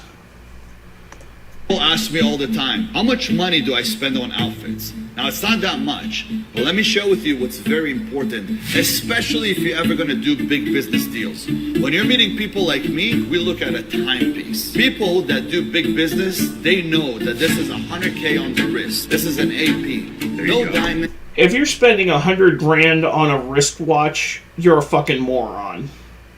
I'm just telling you that right. If you spend more than $1,000, if you spend more than $200 on a single article of clothing or accessory, you're a fucking moron. I'm just telling you straight up. You overpaid. No bullshit. We're not trying to be flashy. Yes, guys, so this is not trying to be flashy with a $100,000 watch. Fuck you. Absolutely true, all right? If you're an entrepreneur and you're heading into a meeting with angel investors to try to get funding for your company, the one thing that they're looking at is how much money has this guy spent on his watch? For sure, that's what savvy business people are looking for. All right, again, so Tiny Fake Tough Guy. Follow you. Oh, thank you for that, Henry. But yeah, there's a reason people like Bill Gates and Warren Buffett do not dress like they're the richest people on the planet. There's a reason Michael Moore does not dress like he made fuck tons of money off of Bowling for Columbine and Fahrenheit 9/11. And there's a reason Mark Zuckerberg still has not had any procedures to make it look like he's not an alien from the planet Venus. Tons of presence in a room, no idea how business actually works, but he also gives love and relationship advice. Nobody in this world. A guy who's a convicted sex offender, convicted for him, his brother, and a friend running a train on a 15-year-old girl, is giving dating advice. That's like a mukbanger giving you fitness advice. Should be allowed to get married being under the influence of love. People never think about this, but open your mind for 1 second and tell me that I'm wrong. Are you allowed to drive under the influence of alcohol? Why would you be allowed to make such a big decision and be able to get married, sign a contract in the time when you're in love? Yeah, I agree with this guy as well. Make sure if you're going to marry someone, marry somebody that you don't love, because that's how marriages typically work out. Good advice, Benny. But of course, all the women still want him. Before I was known, girls wanted me. Now, all the girls want me. Whatever girl will come across my platform, she wants to date me. She sees, okay, this is a good guy, he's the perfect. The only way this guy gets a girl into his bed is if he slips a fistful of Rohypnol into her drink beforehand. Guy, this is the kind of guy you probably want to bring home to your parents. Yes, absolutely, guys. If there's anything I know women love, it's a 5'4" broke dude who's a convicted sex offender. At one point in my life, I realized that money is not everything. Having businesses, having nice... Money is not everything, but you consistently present yourself as somebody whose entire existence is defined by money. Cars, watches is the last thing that I truly need. It does not fulfill me. If you'd ask the truth, what would really fulfill me is a wife and kids. But to find a wife nowadays is the hardest. No, it's not. But again, when you are a 5'4" broke convicted sex offender, it actually is very, very difficult to find a wife. So that's probably the issue he's kind of running into. All right, and to really hammer it in on what a POS this guy comes to family work, not only that, but some other man has adopted his son. It's been almost 4 years that I've not seen my son. The courts of Ohio took jurisdiction over my son. Today I received a letter that her new husband has adopted my son. Also, that's not how this works with adoption. He would have had to give up the rights to his son. So, no, this guy is the epitome of who you should not be listening to if you want to become a masculine man. No masculine man gives up the rights to their kid, so some other man can raise him for him. All right. But then again, I imagine it would be really hard to be able to have parental rights over your son when you're a convicted sex offender. I imagine that would make being a parent very, very fucking difficult. Right, so we're building the final picture here, right? We got the tiny, fake, tough guy, big presence, no business knowledge whatsoever, and also women want nothing to do with him. But he's also got his final grift, and that is trying to teach kids the best way forward. Hey, babe. God. Yes. Why do you love me so much? Because you're a student. Hey, babe. How you're so fit? Because I was an F student. I didn't stop fighting. Hey, babe. What? You know why we're so rich? Why? You know why. Actually, I know why. Why? Because you're a student. Exactly. All right, I do appreciate the temp tier, right? Paying the call girl to hang out with him and do content with him. But his whole thing is that, yes, F students are the ones who create things, are engineers. Now, there is a few examples of that in the entrepreneurship world here and there that, yes, people who've come from nothing have made it. However, in the grand scheme of things, no, F students most likely are going to end up working at Chevron and then probably being addicted to methamphetamines in Mobile, Alabama. Sorry if you're in Alabama. But or Decatur, Illinois, or Perryville, Missouri. He'll explain it in more detail here. And you're in a situation where you're an F student, let me tell you something. You got a bright future, buddy. You see, an A student is the perfect employee. He works for me and he does his job perfectly. A B student, that's my manager. The C students, those are business owners. Then you got the D. D is between a business owner and an inventor. It's someone that owns a business but truly wants to invent something. He just doesn't know how to do it. And then you got the F students. The F students are inventors. Yeah, for sure. He's trying to like conflate what, guys like Mark Zuckerberg did, that dropped out of Ivy League schools because they had already come up with products and they were already so successful in their grades to even get in there to begin with just being an F student. Also, let's be very clear, this guy has no employees. Nobody works for this guy. He doesn't make enough money for that to actually happen. No. All right, so we did it. We figured out exactly who King Ben Azuli is, right? He's a 5'4", fake tough guy, giant presence, no business knowledge whatsoever. Women want nothing to do with him, so he has to pay call girls to come over to do content with him. And yes, he is definitely, I think, on the Mountain Rushmore of the fake alphas. Now, the unfortunate thing for all these fake alphas, as we talked about here a little bit ago in the video, is that they all make their money off of coaching platforms. None of them do anything else. And the problem is they're all being exposed and all that coaching money is drying up. So hopefully we kind of see them all fade off into obscurity. But as nice as that would be, the grifters got a grift, and they will always find another grift to latch on to. Right now, the big thing is like years ago, like the days of mystery, it was the pickup artists grift. Right now, it's the alpha male successful entrepreneur coaching grift. And I have no doubt that a few years down the line, we're going to see people like Ben Azuli and a bunch of these other fake alphas just latch on to another grift. We've already seen a handful of them jump ship over to, like, Myron Gaines from Fresh and Fit is now jumping onto the world is controlled by the evil Jews grift that Tucker Carlson and Candace Owens and Nick Fuentes have been writing for the last several months. So there's always going to be another grift for these types of people to latch onto. That's going to do it for this one. Hope you enjoyed it. I'll catch y'all in the next one. The Commander's Wife. All right. Let's now dive from that corner of retardation to another beautiful corner of retardation, courtesy of the exceptionally unhinged memes that Rich of Angry Cops has to filter for his channel in this month's Angry Meme Review. Hulk's dead, Ozzy's dead.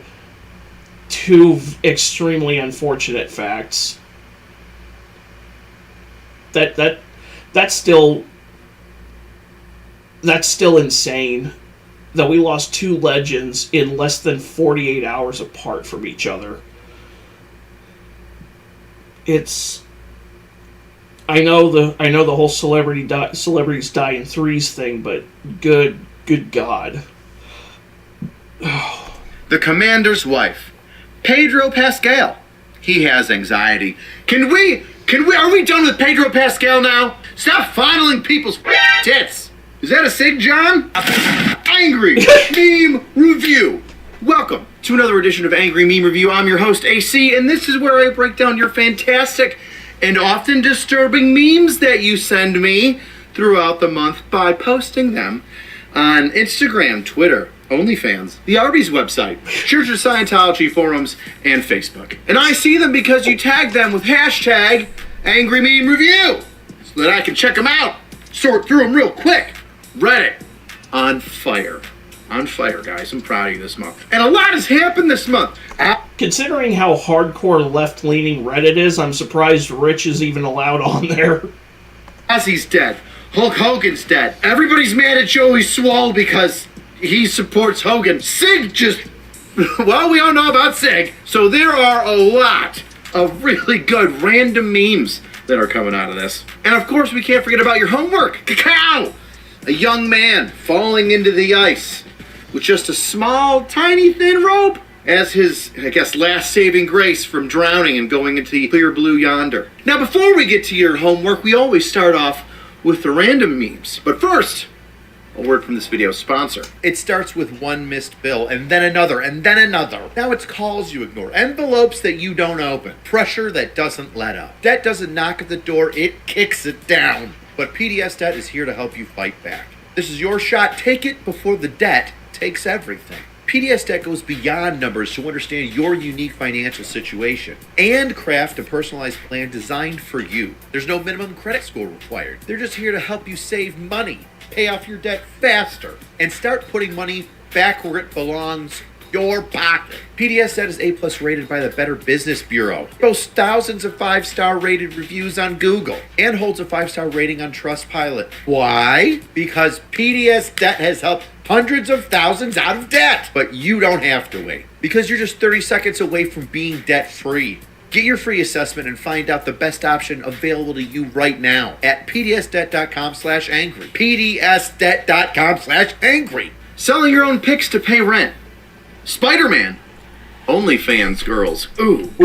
There's just too many of them. POV. You're watching the body... By the way, you're never going to get rich doing OnlyFans. I'm just telling you that now, ladies. There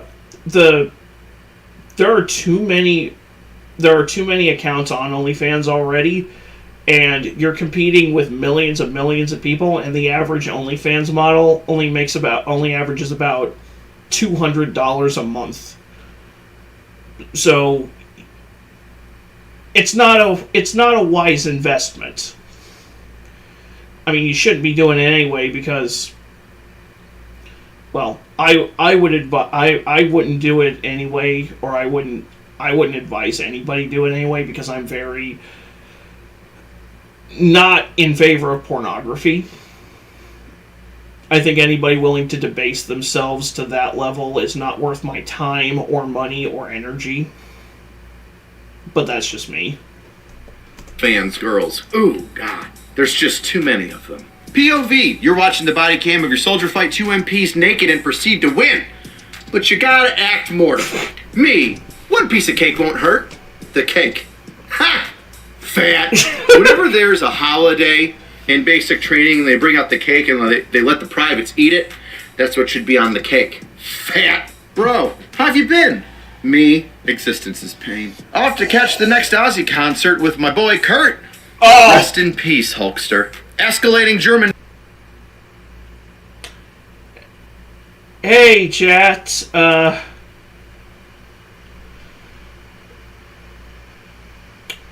So, apparently OBS done dookied itself. Hold on, I gotta refresh my YouTube app. Apparently OBS done dookied itself again.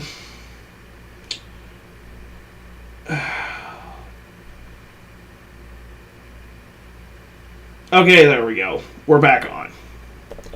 Let's try this again. She knows all about it. When you haven't gotten laid in a long time. We've all seen free movement. Hey, I've seen this one. This is a court with my boy Kurt. Okay.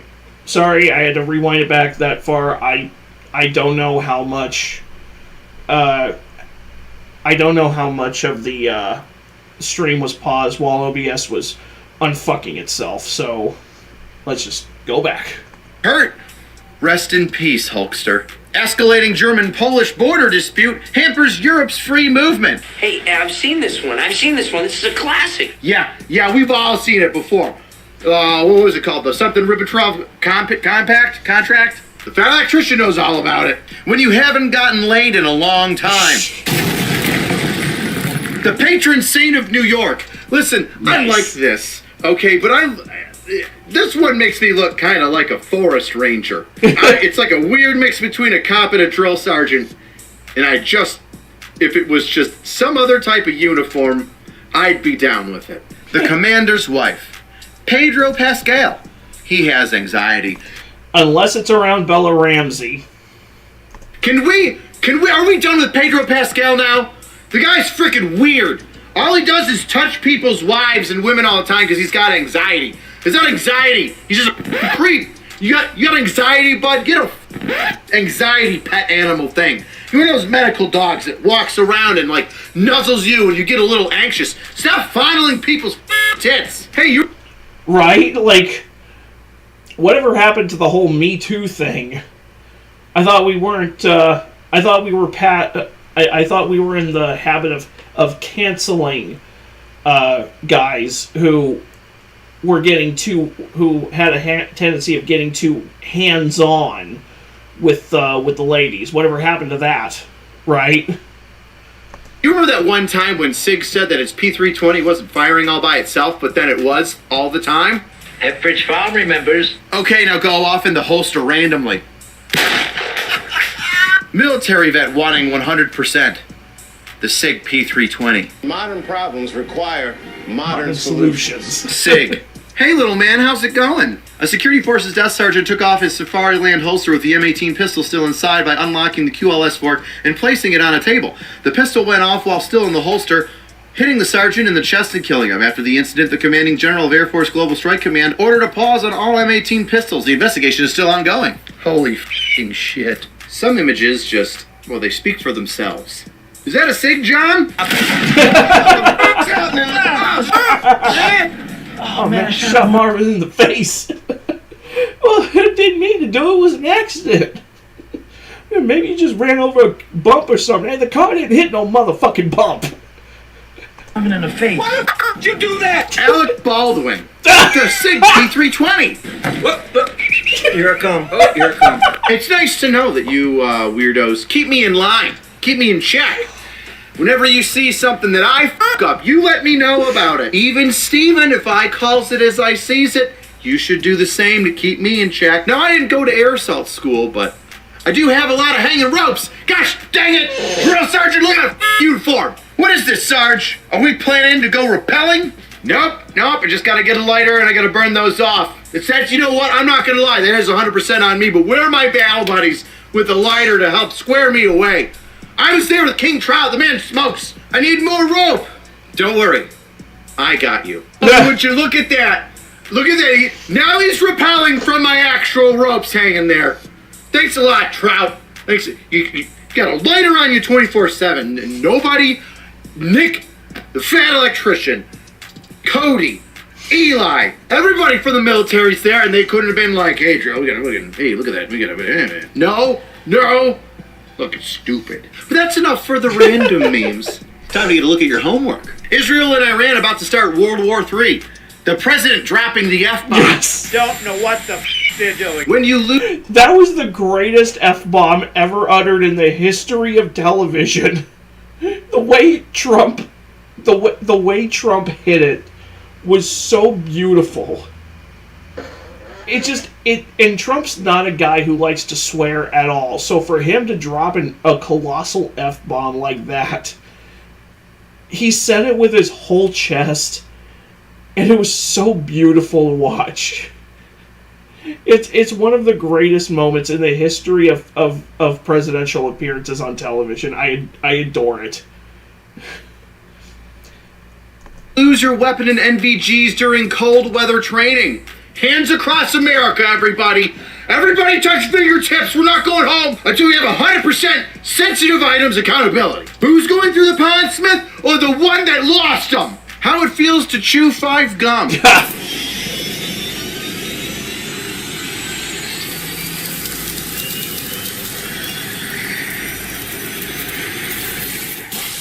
Military baptism seems a little sketchy. The drunken soldier deciding he wants to find a mermaid for the night.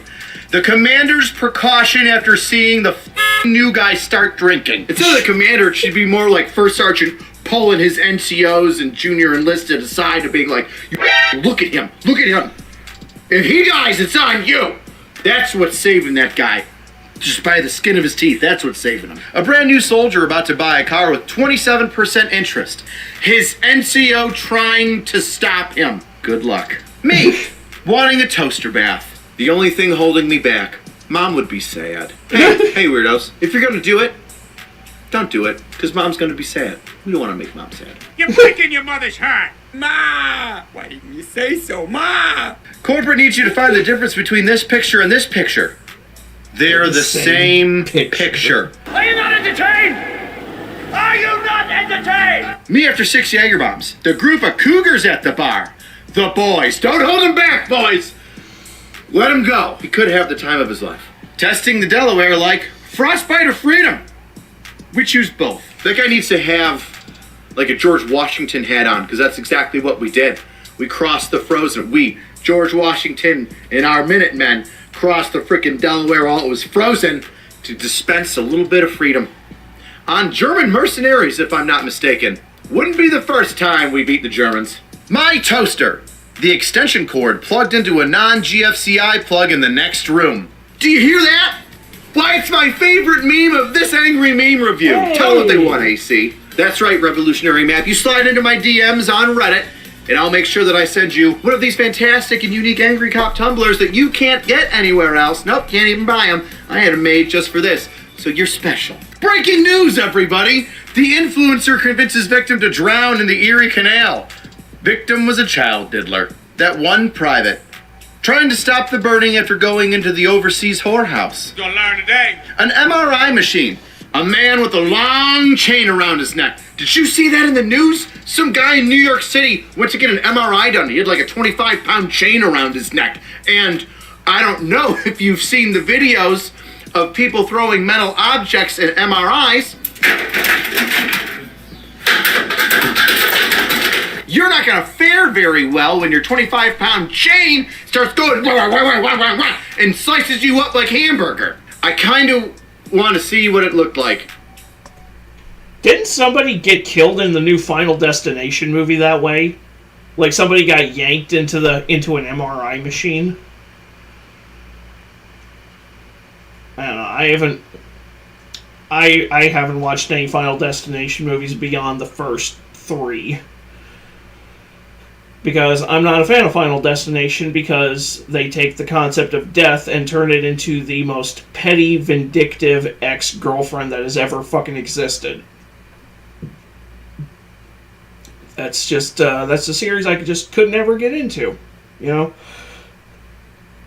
Some horror franchises are like that. Like, I couldn't get into Friday the 13th because Jason is just a Timu Michael Myers. And I could never get into Saw because Jigsaw's entire angle just never made any sense to me. Hey, I'm gonna give everybody, I'm gonna give these people a whole new appreciation for life by forcing them to horrifically mangle themselves until they end up looking fugglier than Quasimodo's herniated ball sack. Yeah, sure, that makes lots of fucking sense. The only thing about Saw that I didn't mind was Tobin Bell's voice, the guy who plays Jigsaw. He has a very he has a very good voice for horror. Other than that, just no. At the end. Yup. What? Wow.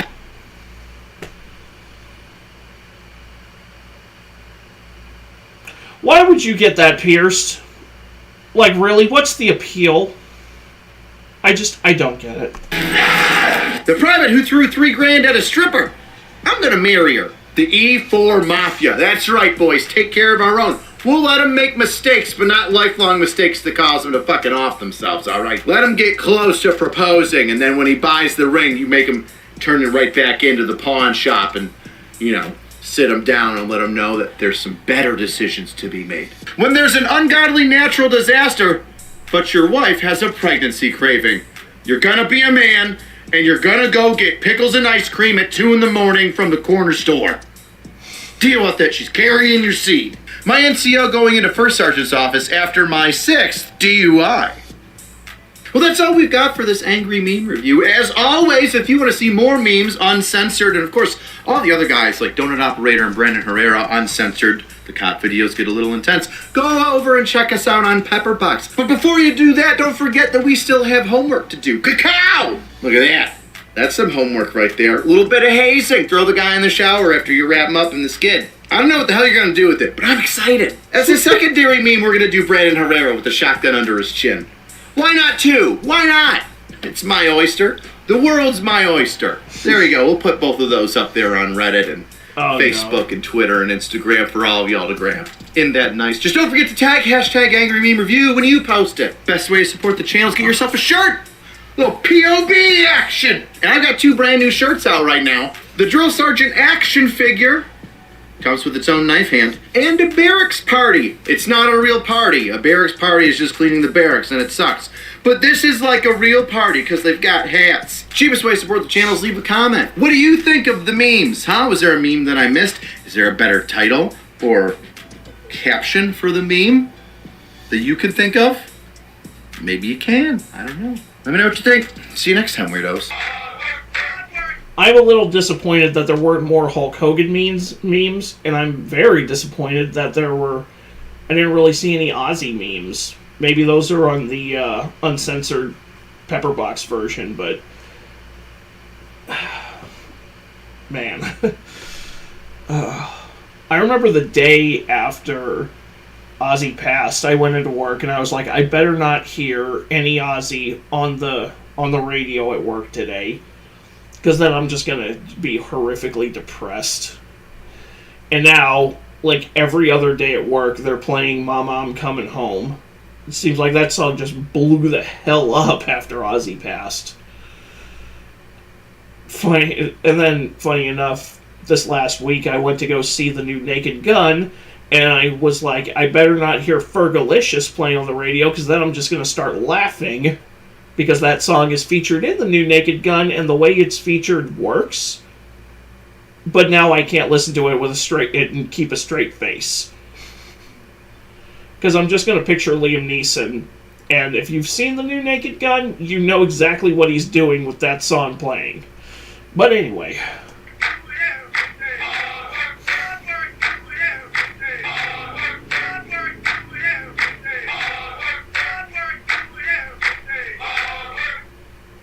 This streamer has been destroying his career over the last few months, as for some reason there's just like this massive disconnect between his audience and the internet and him. And he might have just put his career in jeopardy by breaking Twitch's terms of service and potentially committing fraud. And I mean, shocking, there's a disconnect between a Nepo baby and reality.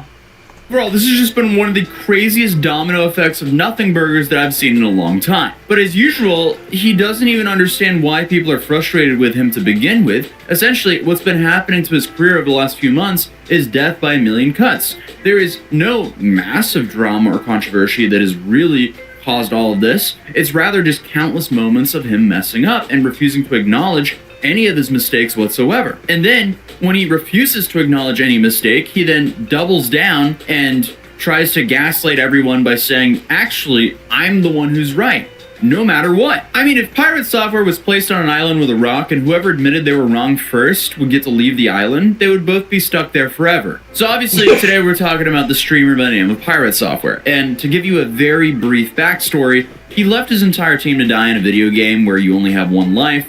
He constantly critiques games and their developers, even attacking a whole movement that protects older games from becoming outdated. He seems to have some god complex he acquired because he worked at Blizzard as a website security guy. And also, by the way, if you didn't know, he's definitely worked at Blizzard. Yeah, and his father was a major executive at Blizzard, which is how he got the job in the first place. So, dude has a massive chip on his shoulder and refuses to acknowledge the fact that he only got that job because his daddy worked at Blizzard. Born with a silver spoon up his ass.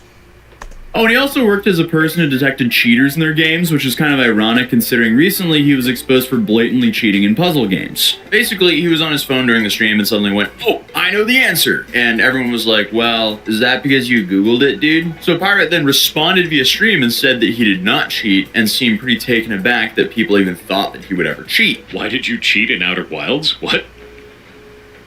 How the hell would you cheat in that game? Bro, we played it all live on stream. Alright, bud. It's a wild-ass thing to say.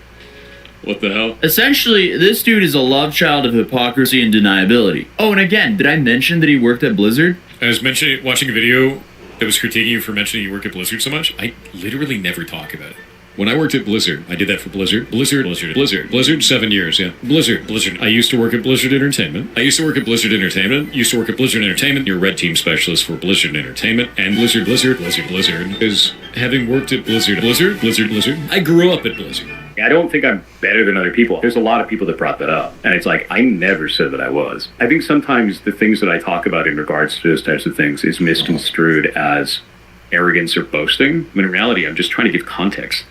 So that is the problem right there. So I want you to listen to this phrase. This gets misconstrued as arrogance, but in reality, it's this. Yeah. That is the most arrogant statement on the planet, bro. But I guess things have just got a whole lot worse, because it was like 2 weeks ago since we made a 14-minute long video discussing most of this stuff. If you thought things were bad 2 weeks ago, they've got a whole lot worse. I mean, you have dudes who've been making, 14 videos in a row on essentially everything this guy has done since then. So, apparently a lot is going on. And we'll talk about that channel a little bit because Pirate has actually responded to some of the allegations from that channel. But either way, Pirate has received a lot of attention in the last couple of months. And I think it's the wrong kind, not the one that he wanted, because he's lost nearly 250,000 subscribers on YouTube and over 100,000 followers on Twitch, which is... And this video was posted 11 days ago. So, for all we know, that number could have gone exponentially up in the almost 2 weeks since Satoshi posted this. Absolutely insane. I mean, you would think with losses like that he would be guilty of something crazy. But instead, as I kind of hinted to previously, it's just kind of like death by 1,000 cuts. And it's not even real cuts. It's just like paper cuts that he won't take any accountability for. So our question for today is, why did all this happen? Well, this all came because Pirate Software, he was streaming on April 1st of this year and accidentally leaked a message between him and his moderator that suggests that he encouraged him to gift paid subscriptions and bits. Bits, by the way, are Twitch's currency. It's like a form of donating on Twitch. And I get to many of you guys this would be extremely confusing. Why would a streamer want their moderator to be giving them money? To simplify things, there's a feature on Twitch called a hype train. A hype train, essentially, the more you get donations or gifts in a short amount of time, it raises the level of this hype train. And on April 1st of this year, Pirate broke a record for the longest Twitch hype train. Last year, on April 1st, back in 2024, Twitch's hype train record smashed again by Pirate Software. And they go into detail about Pirate breaking the Twitch hype train world record, with his channel reaching level 106 on April 1st. Once the hype train was initiated, it took Hall roughly 3 hours to beat his previous level 55 world record from December, with viewers contributing 54,380 gifted subs, alongside regular subscriptions and 8.2 million bits, likely earning Hall a healthy six-figure sum in the process. So why does this matter? Well, on April 1st of this year, Pirate Software went live with the intention of beating this record again, because it had been beaten by another streamer by the name of Vidal. Randomly, during his stream, he accidentally opened his Discord chat with his moderator. I wished I could place my head between them and go full burn mode and make... What? Uh-oh. Yeah, so as you can see, some tomfoolery was happening. Out of all the chat logs for him to open on stream, he literally opens the chat log where he's communicating with a moderator of donating money to keep the hype train going, and the mod even states which account he's donating through, called Serendipitous Bean. And then, to make things worse, they try to make that account look like it's not the moderator who's donating all this money to keep the hype train going and for him to inevitably beat that record. Yeah, that doesn't look great. So now, he's not only allegedly cheating in puzzle-solving games, but also allegedly cheating for Twitch donation records. Now, Why? I just want to know why. Who gives a fuck? Who really cares? Who really fucking cares if you're getting more gifted subs, more donated bits? Who cares if you're smashing the record?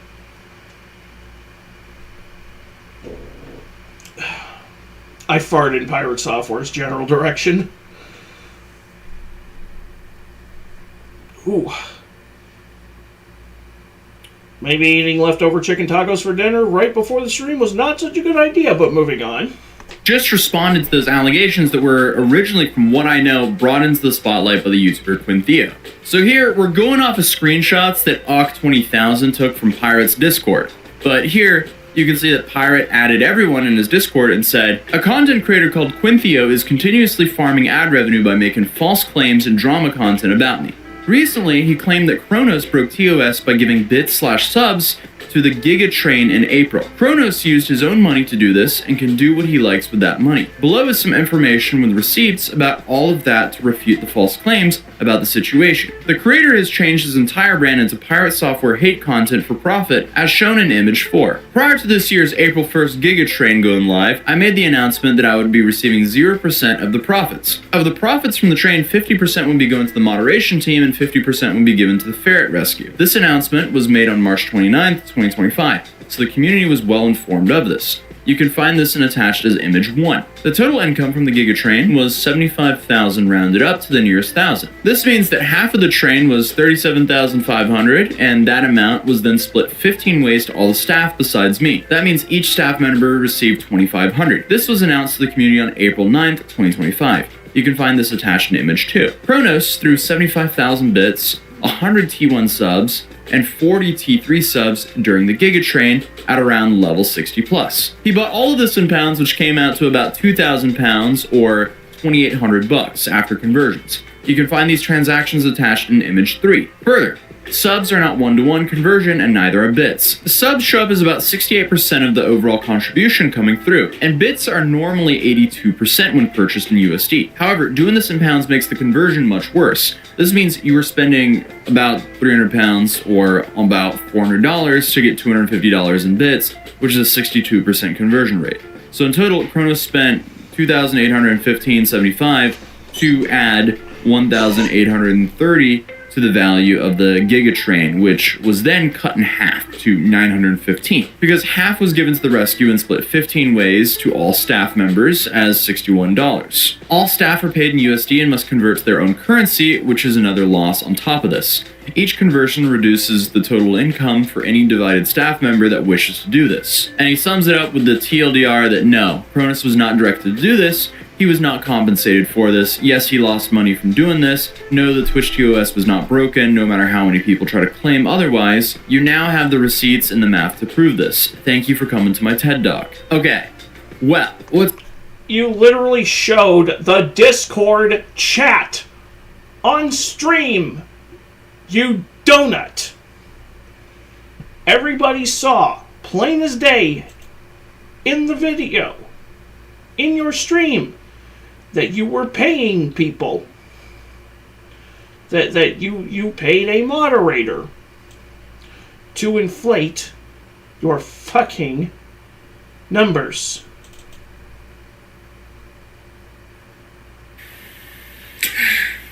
You dirty, stuck-up, sadistic, shit-eating, cock-sucking, butt-fucking, penis-smelling, crotch-grabbing, ball-licking, semen-drinking, dog-raping, Nazi-loving, child-touching, cow-humping, perverted, spineless, heartless, mindless, dickless, testicle-choking, urine-gargling, jerk-offing, horse-face, sheep-fondling, toilet-kissing, self-centered, feces-puking, dildo-shoving, snot-spitting, crap-gathering, big-nose, monkey-slapping, bastard-screwing, bee-shitting, fart-knocking, sack-busting, splooge-tasting, bear-blowing, head-swallowing, bitch-snatching, hand-jobbing, donkey-caressing, mucus-spewing, anal-plugging, hole-grabbing, uncircumcised, sewer-sipping, whoremongering, pit-swimming, midget-munching, douchebag, hole-biting, carnivorous, mail-order prostituting asshole!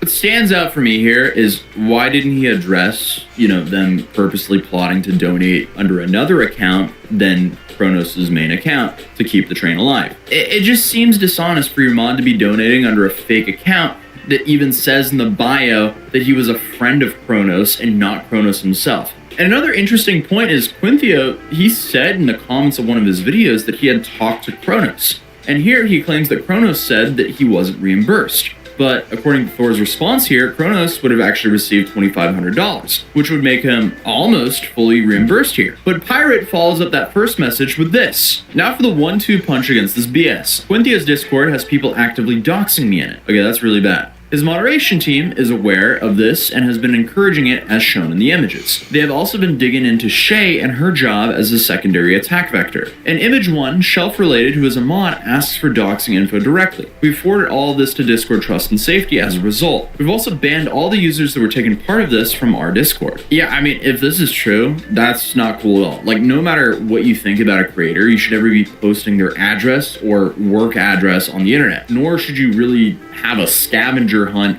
within your public Discord to to try to find it. That just comes across as extremely obsessive and creepy. Now, I'm only taking Pirate's word for that here because I haven't been inside of Quinthio's Discord to see what was actually going on. But personally, I'm encouraged to not believe it by default because Jason is a massive pathological liar. He has a confirmed and proven history of lying. But if that's true, that's definitely not a good look. Then, Pirate's last message in the series of posts said, "No, Quinthio, my address is not public information, and your users are distributing it on your Discord while the mods encourage it. They didn't just go after me and Shay either, they went after our moderation team too, as shown here. You cannot BS this away. Leave me and my team alone." I mean, that's fair. Like, Pirate has plenty of public actions and statements that are free game to critique all you want, but you shouldn't be going for their addresses no matter what. And come on, I mean, that shouldn't even be a hot take. Honestly, it's just crazy that things snowballed to this point for him, as this dude's YouTube channel and career in general is just in freefall as we speak. As I previously mentioned, he's lost over 250,000 subs and over 100,000 followers on Twitch. Like, that is insane. It went from some awful World of Warcraft classic plays, which he refused to admit any fault to, and then he just slowly cascaded into more and more small things that he messed up and wouldn't admit any fault to. Because the WoW situation then turned into the stop killing game situation,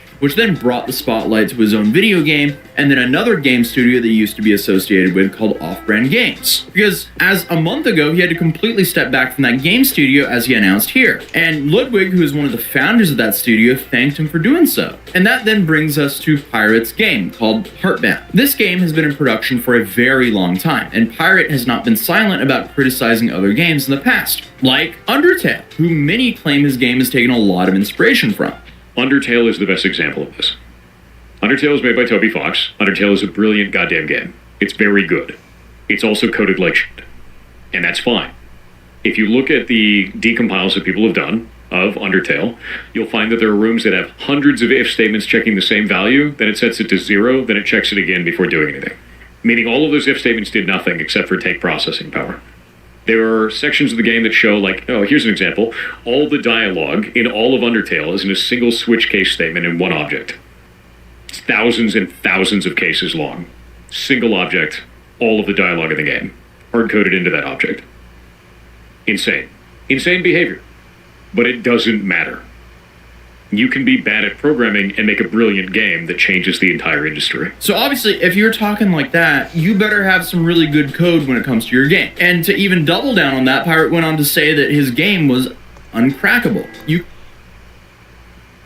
Isn't there a classic saying about this kind of phenomenon, like, those who can't critique? I'm familiar with those who can't teach, but I feel like those who can't critique is another one. And this is coming from somebody who has criticized movies.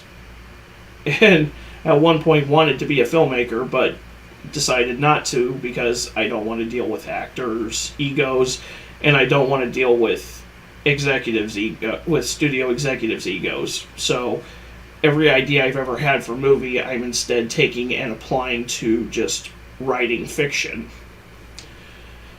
You could not pirate his game, which someone proved to be wrong very quickly. In this pretty viral thread on Twitter, the user by the name of Peach2K2 pointed out that the code is messy and badly organized. It has lots of inconsistent formatting, confusing variable names, and missing comments make it hard to follow. Essentially, Peach here waved a red flag about Pirate Software's technical skills and professionalism when it comes to coding games. And this also caused more people from the game dev community to start looking into this guy's code. And this includes a guy that goes by Coding Jesus. And here he made a 14-minute video where he essentially says the code of his game is embarrassing. Honestly, if I was claiming I'm a game developer with 20 years of experience, this would be embarrassing to have online. So Pirate took offense to that, and he went on to claim that his game Heartbound, it was coded so well that it could run on a smart fridge to show its efficiency. But it turns out the game was allegedly ran on a PC and mirrored to the fridge screen. It is irrelevant to increase performance on a game that runs on a smart fridge. The day my devastating video on Pirate Software's slop lighting system dropped, he did an 8-hour cope stream, justifying the slop by referring to the fact that his game runs on a smart fridge. So let's analyze what's really going on. Here's the video of Heartbound running, quote-unquote, on a smart fridge. Let's rewind a little. What do we notice here? We notice that the game is actually being run on a laptop and streamed to the fridge using a Raspberry Pi device. If we zoom in a little closer, you can see it says connecting to Heartbridge, which is the name of the laptop and the hotspot connection he set up. In this case, the screen simply acts as a controller. Everything is running on the laptop, and the actual output is just being streamed back to the smart fridge. Oh. Exposed, exposed, exposed, exposed, exposed, exposed, exposed, exposed, exposed, exposed, exposed, exposed, exposed, exposed, exposed, exposed. You are exposed. Exposed, exposed, exposed, exposed, exposed. You are exposed, sir. I'm going to expose you. Expose you. Oh my God, expose you. Exposed, exposed, exposed, exposed, exposed, exposed, exposed, exposed. My cat's looking at me like I'm a Looney Tune. I mean, he isn't wrong. I kind of am a Looney Tune. But that's beside the point. Oops. The fridge isn't computing anything itself. To emphasize this, here's a video of a washing machine running Death Stranding. So when your game runs at perfect performance on a smart fridge inside of a Lowe's, come back and talk shit. So, Pirate made that video revolving the fridge, and we already saw Coding Jesus' response. So, I guess, again, he made some weird response to try to make himself look like a genius. It's never that serious, and I'm very confused on why he's trying so hard to come across as, like, the smartest dude in the room. Because... narcissism. That's all it is. It's a guy who has never been told no, who has never had to struggle, who basically thinks that he is always right, everybody is wrong, and anybody who doesn't kiss his ass and fondle his jimmies is just that person is the problem and not him for being a shitty person. By trying to do so, he's kind of proving to the world that he's not that. I mean, the dude is just actively destroying his career live by continuing to double down rather than admit fault and fixing mistakes. Because, like, imagine if his response was, yeah, this is my first game, I'm trying my best here, thank you guys for supporting me, rather than allegedly staging this whole Best Buy refrigerator clip, which he only got caught doing because he was being sloppy, in a similar way that he got caught with the whole donation train thing. Either way, though, I mean, this dude is guilty of committing cringe, but under no circumstances should he nor anyone close to him be doxxed. But I mean, hey, at least he didn't get like $6 billion in contracts and build only half a house like Akon did in Africa, because that's just an insane story that I would recommend you guys checking out there. But other than that, hey, if you're new here, feel free to subscribe, drop a like on this video, and I'll see you guys in the next one. Peace. This man believed he was dating Jennifer Aniston.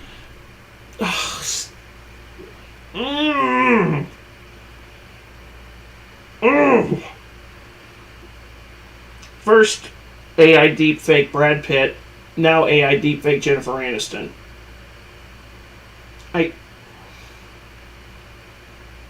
It's so fascinating that as the more technology evolves, the stupider we become as a species.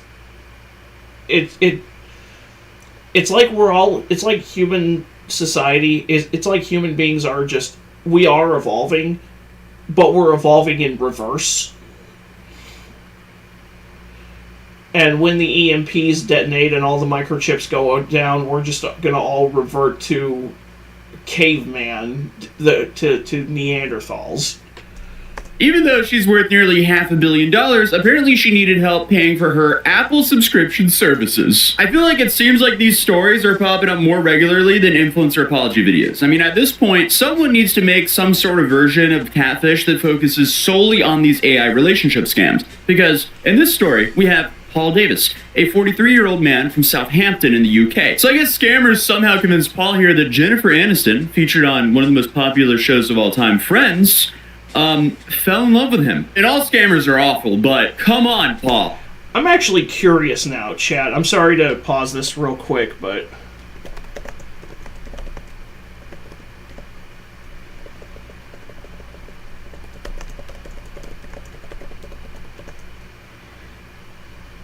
What are the top 10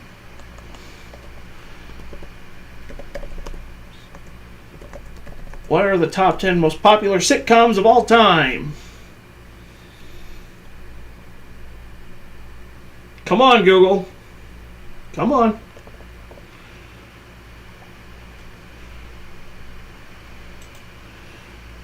Based on frequent appearances and list of popular and influential sitcoms, high viewership numbers, and cultural impact, the following 10 stand out. Number 1, Seinfeld. Number 2, Friends. One of the 6 stars of the second most popular sitcom of all time, next to Seinfeld, needs help paying for her Apple subscription. Is this man fucking retarded? He has to be. He has to be. Sully, this man has to be fucking retarded. You know? This guy actually has to be. Actually, what are the... Okay, I Love Lucy, All in the Family, The Andy Griffith Show, MASH, Cheers, The Office, Cosby Show, Big Bang Theory.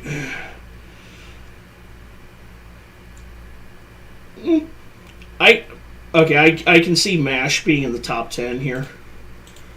This is the photo he received from his new lover. Well, now you're probably thinking, haven't we already seen this before? Yeah, we have. Because earlier this year I covered a woman who divorced her husband and sent $850,000 to a scammer posing as Brad Pitt. These selfies of Hollywood actor Brad Pitt in the hospital looking sick might fool someone at first glance. But look more closely and something's not quite right. If you fell for these, you are an actual retard. I'm just going to tell you this right now. If you fall for these images, you are an actual moron. And you should probably not be allowed anywhere near a smartphone or a computer. Because you are so stupid. Because you are so stupid, it might actually be contagious.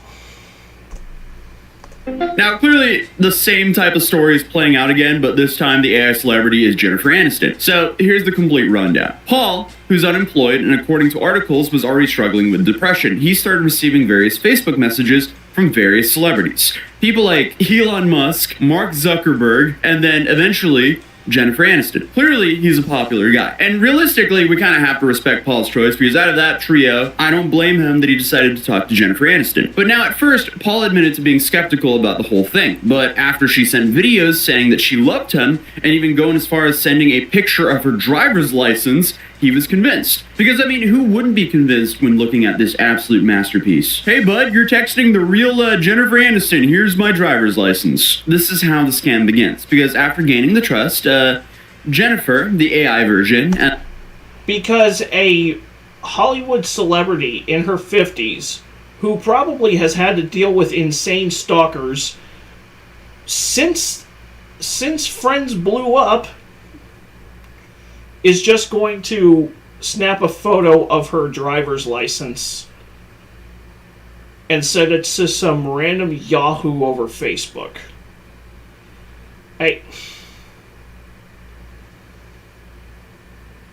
Like I said before, the man has got to be an actual retard. Started asking for gift cards because her $300 million net worth apparently could not pay for Apple gift cards. So in the end, Paul ended up sending about 200 pounds in Apple gift cards, which is nearly like $275. And he said, in quote, "I believed it and I paid." I love how nonchalant Paul is about this. But I mean, hey, at least he didn't send like $850,000 like that woman in France did. And, you know, she also divorced her husband. She divorced her husband and sent $850,000 to an AI Brad Pitt. Those guys were making it out like it was a heist compared to this situation. $275, while it's still too much money to lose to a scammer, it's not like his life isn't over because of that. But thankfully, it wasn't just like a one-message scam. These scumbags put in a lot of effort, sometimes messaging him dozens of times per day, for months at a time. They even warned him to not interact with other fake accounts, asking him to delete other chats and not to post publicly, which is also kind of hilarious to think about because, like, you have these dudes who are trying to scam him and they're like, please please don't interact with the other scammers. We need the gift cards here. It's just like a bunch of dudes in Paul's DMs competing for the grand prize of some Apple gift cards. And yeah, somehow, just like the other lady's story, this somehow worked. And if you don't remember that story, here's a quick recap of the whole Brad Pitt situation, because this one, it revolves Anne, a French woman who thought Brad Pitt's mother messaged her to say that her son needed a woman in her life. Because that's exactly what Brad Pitt needs of. He definitely has a lack of women as options. But Anne here was so convinced that she divorced her husband. Yeah, one of the biggest movie stars of the last 30 years is down bad for women after his relationship with Angelina Jolie ended the way it did. Yeah, sure. The pickings are very slim for this for the guy who headlined one of the greatest guy movies ever produced in the 1990s. By the way, have any of you guys actually read the Fight Club novel? The book that the Fight Club movie was based off of? Because I just finished reading it a couple days ago. Holy fuck, dude. Like, if you thought Edward Norton's character was unhinged in the movie, read the fucking book, because it's like reading... Because it's all in first person, it's all in Edward Norton's perspective. And it's like and his thoughts are so scattered. And it's one of those it's so like sloppy that it's like reading the diary of a schizo, and it's just weirdly fascinating. Oh, yeah, if you haven't read Fight Club or seen the movie, I highly recommend doing both, because it is a life-changing experience. Husband and sent almost her entire divorce settlement, roughly $850,000, to a fake Brad Pitt, who claimed that he had kidney cancer and his bank accounts were frozen by Angelina Jolie. It's hard not to laugh when you read that story, because, it's so sad. I feel so bad for Anne that she went through with this. But still, come on. Obviously, scammers sent her AI. I don't.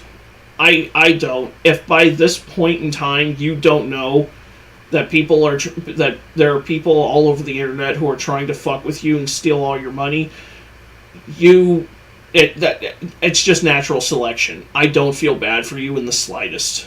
I generated photos, poems, even pictures of her name written out like some celebrity Valentine's card. But unfortunately for Anne, she finally caught on when she saw real photos of Brad Pitt and his actual girlfriend, Inez de Ramon, circulating online. That's when this whole, fairy tale ended, and she realized that she's been conned. But unfortunately, the damage was already done. And it's kind of eerie how, both of these situations kind of played out in the same way, except for one had life-changing amounts of money, and the other one had a bad night at the casino kind of money. But I mean, just look at these images that Brad and Jennifer sent these people, because how could you not believe this? AI voice samples, fake IDs, emotional pleas, urgency, secrecy, all of that is just designed to hit you right in the feels, and more importantly, the wallet.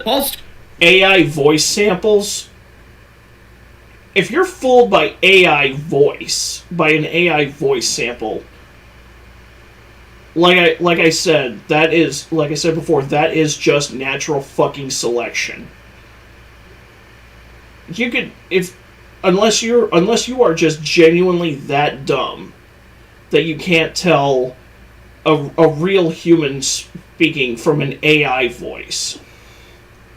Story, sadly, is not even unique anymore. It's just a part of a growing trend. Because what used to be some dude in a basement sending poorly written DMs is now an AI-generated celebrity who looks and sounds semi-real, I guess, with videos and documents to back it up. This isn't just like catfishing anymore. This is like celebrity identity fraud at this point. And people, I guess, are falling for it. Often older, vulnerable, or lonely people. And all of these people are people who didn't grow up on the internet as it was evolving. Something that might be at least common for the younger generation, like... That's not much of an excuse. I'm sorry, that really is not. So what you're saying is basically this is the new generation equivalent of the Nigerian prince scam. Which, if you fell for that scam, good God Almighty. Just, A reverse image search is just not common knowledge for the older generation. But obviously, this does not include the 15% of the older generation who's actually subscribed to my channel. Clearly, you guys know what's up. But unfortunately, AI tools are starting to get so good that it's going to be harder and harder to detect if it's actually AI or not. So the world is going to get pretty weird pretty soon. And I guess we're going to have to start relying on like AI detection software tools. Or basic common sense that unfortunately, normally a massive A-lister celebrity isn't going to hit up a random blue-collar dude in England. I guess you can argue and say it actually happened with Lana Del Rey and whoever she just married, but that's not the norm. So clearly, there's a chance, it's just not a big one. Hold up, chat. Oh, hey! Look who decided to show up to the stream! Yeah, I just popped in to justify the fucking thumbnail. Hey, I appreciate it. I'm calling from the PS5 because my phone keeps shitting the bed. So what are you doing? So we're reacting to an Atozy video of a guy in England who was scammed by an AI deepfake Jennifer Aniston. You mean Jennifer Aniston? Yeah, just like just like that chick from months ago who was scammed into emptying her life savings for this AI deepfake Brad Pitt. I'm here desperate about actually telling me. Damn. I don't know how anybody can be fooled by random Facebook messages from somebody claiming to be a massive A-list celebrity. Like, yeah, sure, Jennifer Aniston and Brad Pitt with their mega millions net worth is just, it needs financial help from some random Yahoo on Facebook. Yeah, I remember one point in time seeing a fake message request on Facebook, and it's like, "Hi, I'm Michael Jackson. I'm actually alive. I need you to cash out me $300 so I can come back to the United States and keep making music." Hee hee.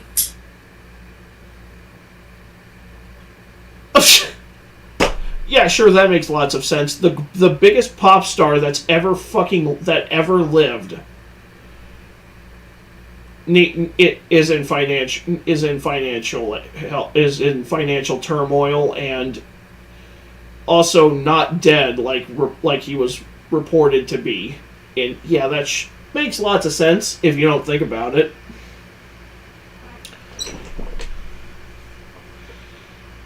I mean, the person who posted it didn't fall for it, but anyone who falls for it, you deserve to be scammed.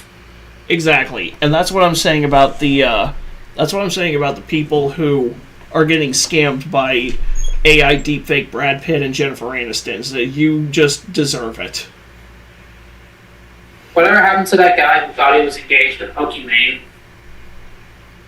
I don't know. I don't know. We haven't, at least to my knowledge, we haven't heard from that guy since Tozy made that video. Apparently he's still posting videos to his YouTube channel and tagging Pokimane, and it's like, why hasn't she addressed this shit yet? Because she doesn't care.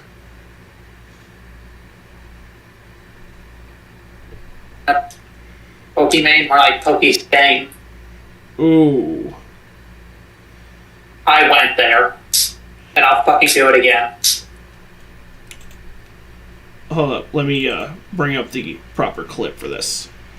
Emotional, damn it, emotional, damn it, emotional, damn it, emotional, damn it, emotional, damn it, emotional, damn it. Do you remember the AIDS video? Yes, I do. I still occasionally pop in to watch that one here and there. That's one of my favorite videos that's one of my favorite riffings that I've posted. Yeah, can you name off every single celebrity that was on that montage? Not off the top of my head, but I do remember Freddie Mercury, Liberace, and Eazy-E being in there. What about the guy who played Norman Bates? Anthony Perkins. Okay, I forgot he was in that, and There was another guy on there. I never knew his name, but he looked like he was wearing a showman's jacket. There was one, I don't remember his name, but he was the dad on the Brady Bunch. That's probably it. Who was the chick? I don't remember her name. What are you good for then? No, I'm just kidding. So, moving on. I'm a dick, I don't care.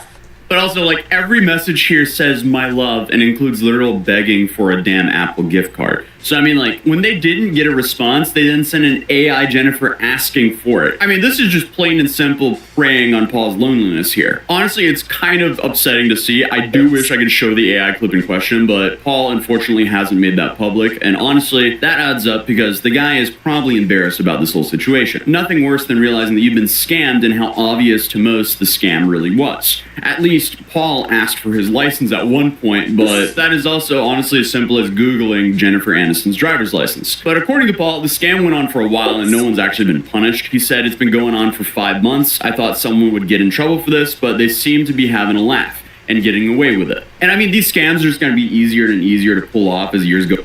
Well, yeah, because they've been doing it for so fucking long. It's not even... It's like, come on, dude. The scammers aren't even in America. They're a bunch of sweaty, hairy, man-tittied homunculus, just hiding out in a fucking bogus call center in New Delhi or wherever the fuck. Hey, when you meet your online girl. Ah, so I see you're a man as well.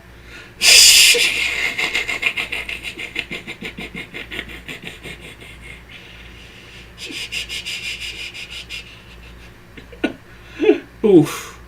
I see that my Schwartz is as big as yours.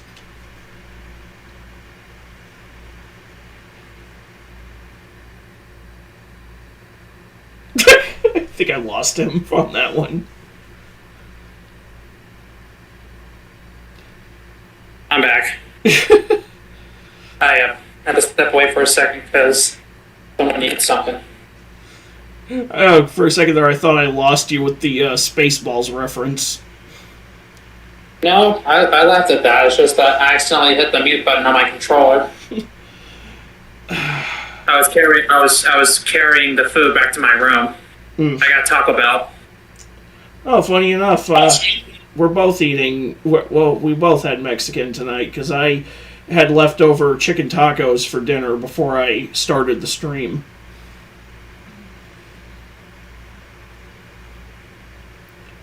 Yeah, I couldn't do Mexican chicken tacos. It's Taco Bell. It's gonna destroy my asshole one way or another. Oh, I love chicken tacos. I actually like chicken tacos more than beef tacos. Plus, I already told you years ago. For years now, a snack I would do is I would get mini tortillas, Kirkwood chicken fries, and Mexican blend cheese, and just wrap them all up in a tortilla. I mean, that's an idea. I'll put like 4 or 5 on a tortilla and sprinkle of cheese and wrap it up. Chicken wraps, motherfucker. Hey, there you go.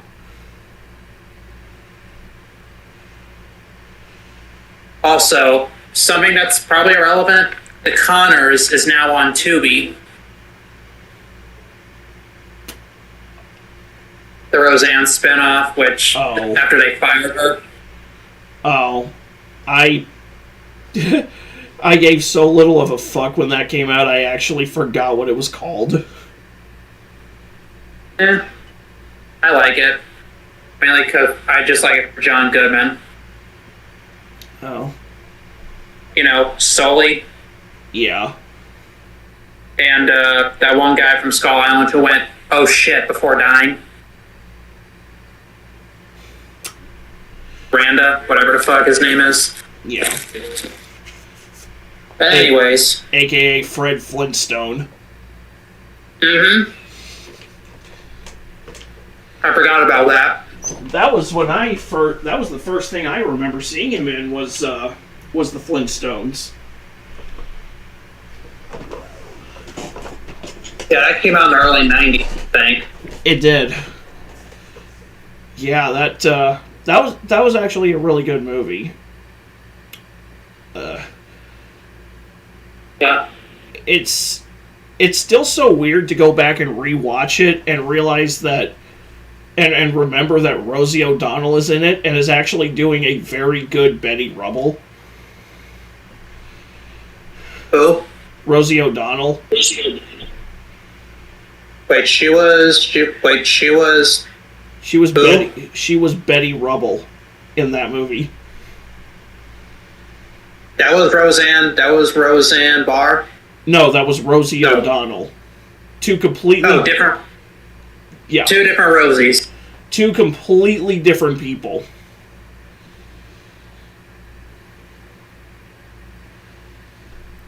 I thought no one liked Rosie O'Donnell. Well, that was back when she was still marginally tolerable. And she was, if I remember correctly, she was hired specifically because she could do a spot-on Betty Rubble. So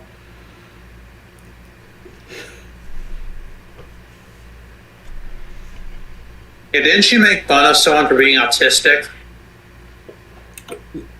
during the first Trump administration, she was one of the people who was floating this weird idea that Barron Trump might be autistic because he was fidgeting at he was really fidgety at Trump's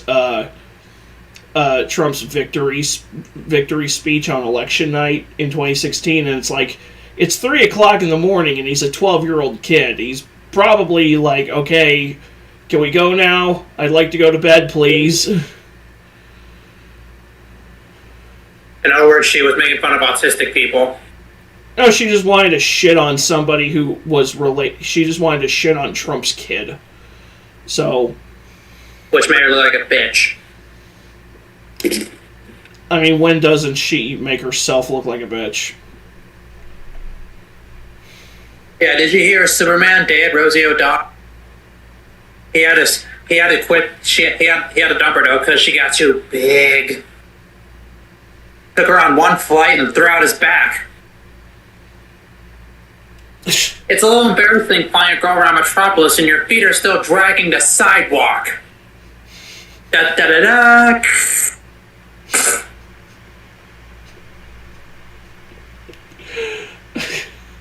You remember that Jeff Dunham bit? That was the superhero puppet. I actually don't remember that one, but it's also been a while because Melvin was one of those one-time only characters. Yeah, I think he showed up since then, but I can't remember where.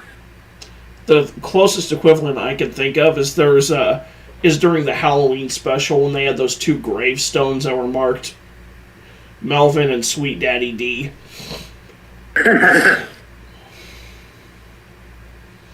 Anyways. Yeah, that's the one Walter made a joke about, like, oh, we're going to dress up what scares us? Oh, so did Frankenstein's monster scare you? Actually, it was a Catholic priest, but...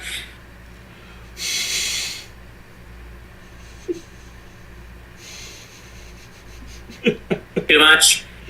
I mean, that's still funny. Like, that's all he says.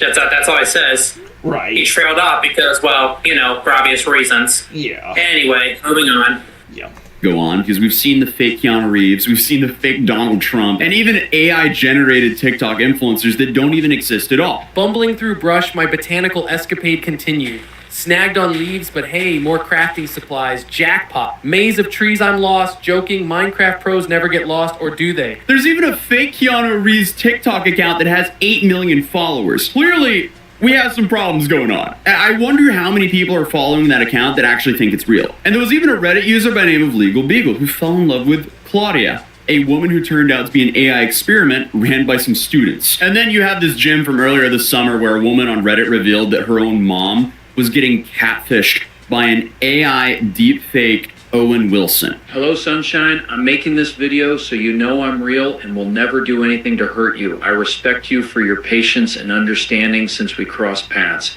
You're an amazing woman. Come on. I mean, she wasn't even just getting catfish, she was also being swept off her feet. Because apparently they met while playing Yahtzee online, which is somehow the most innocent and chaotic way to get scammed. This fake Owen started sending her weirdly robotic videos saying things like, I respect you for your patience, horoscope type stuff. At one point, he even paid her 7 quid to prove that he was real, which is kind of funny. I mean, hey, I'm the real Owen Wilson. Here's 7 Great British pounds. Have at it. That's totally proof that I'm real. And obviously, it didn't even stop there because apparently fake Owen got her a job at Warner Bros., where she could supposedly earn $5,000 a month for liking social media posts. She even got a few $10 payments on Cash App for the training. But I guess the scammer was so committed that they got a genuine realtor to call her about a house in her neighborhood. And that realtor dropped the name of someone the family knew. Someone not publicly linked to them online, which freaked everyone out. So clearly, we got some FBI level commitment over here for a Yahtzee romance scam. Scammers, if you're watching, your work ethic can be used elsewhere. At this point, it's kind of ridiculous. Why are you doing this?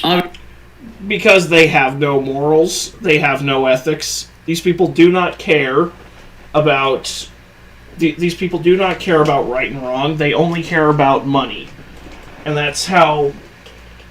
Sorry, chat, my dog decided to just barge in, and now my air conditioner is probably drowning out half of my fucking mic.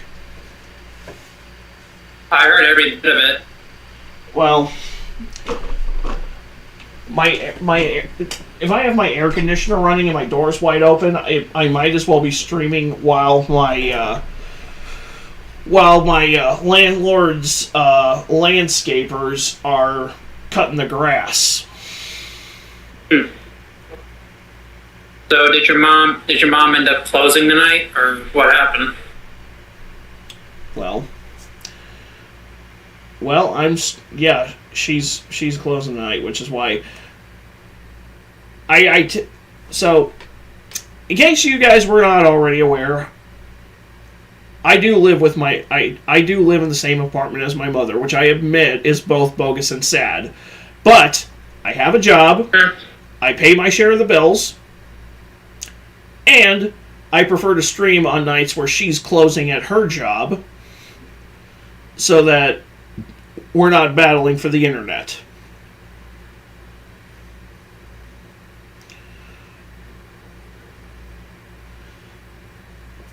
Anyway. Basically. Nothing wrong with that. Yeah. Or at least, well, personally, I don't judge you for living with your mom. I lived with my dad for a long time. Well, with how expensive rent is lately, with how expensive everything's been getting, while everyone's just not making that much money, barely enough to get by, you kind of need to. You can't just live on one income. You really can't. No, and especially right now with a system that is specifically designed to keep everybody who is not a wealthy Nepo baby in the lower class. I'm not saying you should be envious of the rich. I am saying that a certain generation climbed to the top and pulled the ladder up behind them and is just leaving us table scraps. Well, shit. Yeah, and eventually those people are going to die off, and hopefully the market will start to correct itself, but... As unlikely as that may be. Well, one thing about the free market is that it always will eventually correct itself. It's like natural selection. It eventually does its job. Yeah. But, moving on.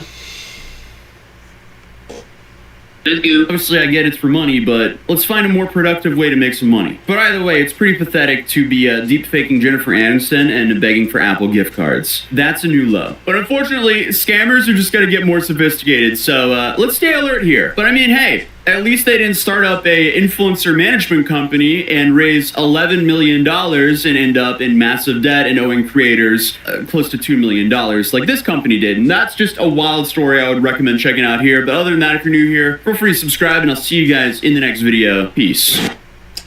This IRL streamer was arrested during a challenge. Oh boy. Another IRL streamer being arrested for breaching the limits of FOFO. Sorry, what? I said, so this next Atozi video, we've got another IRL streamer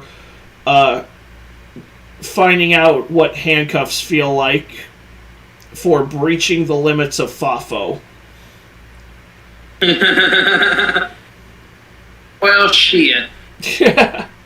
This is gonna be fun. This IRL streamer was arrested during a challenge live, so it's safe to say this streamer's reality show spiraled into chaos before the contestants even knew what hit them. So on the very first day, the police showed up, but the person who ended up in handcuffs wasn't even one of the contestants. But if you've been following the world of IRL streaming, especially what we've been covering here on this channel, you probably know who Ice Poseidon is. He's a kick streamer we've covered before, and essentially he was one of those guys who traveled to Japan and South Korea with his gang, drawing a lot of attention to both him and his group's questionable behavior while he was abroad. And of course, he had that infamous clip when he crashed out over his girlfriend and ended up smashing a rental car's windshield. I can't believe this.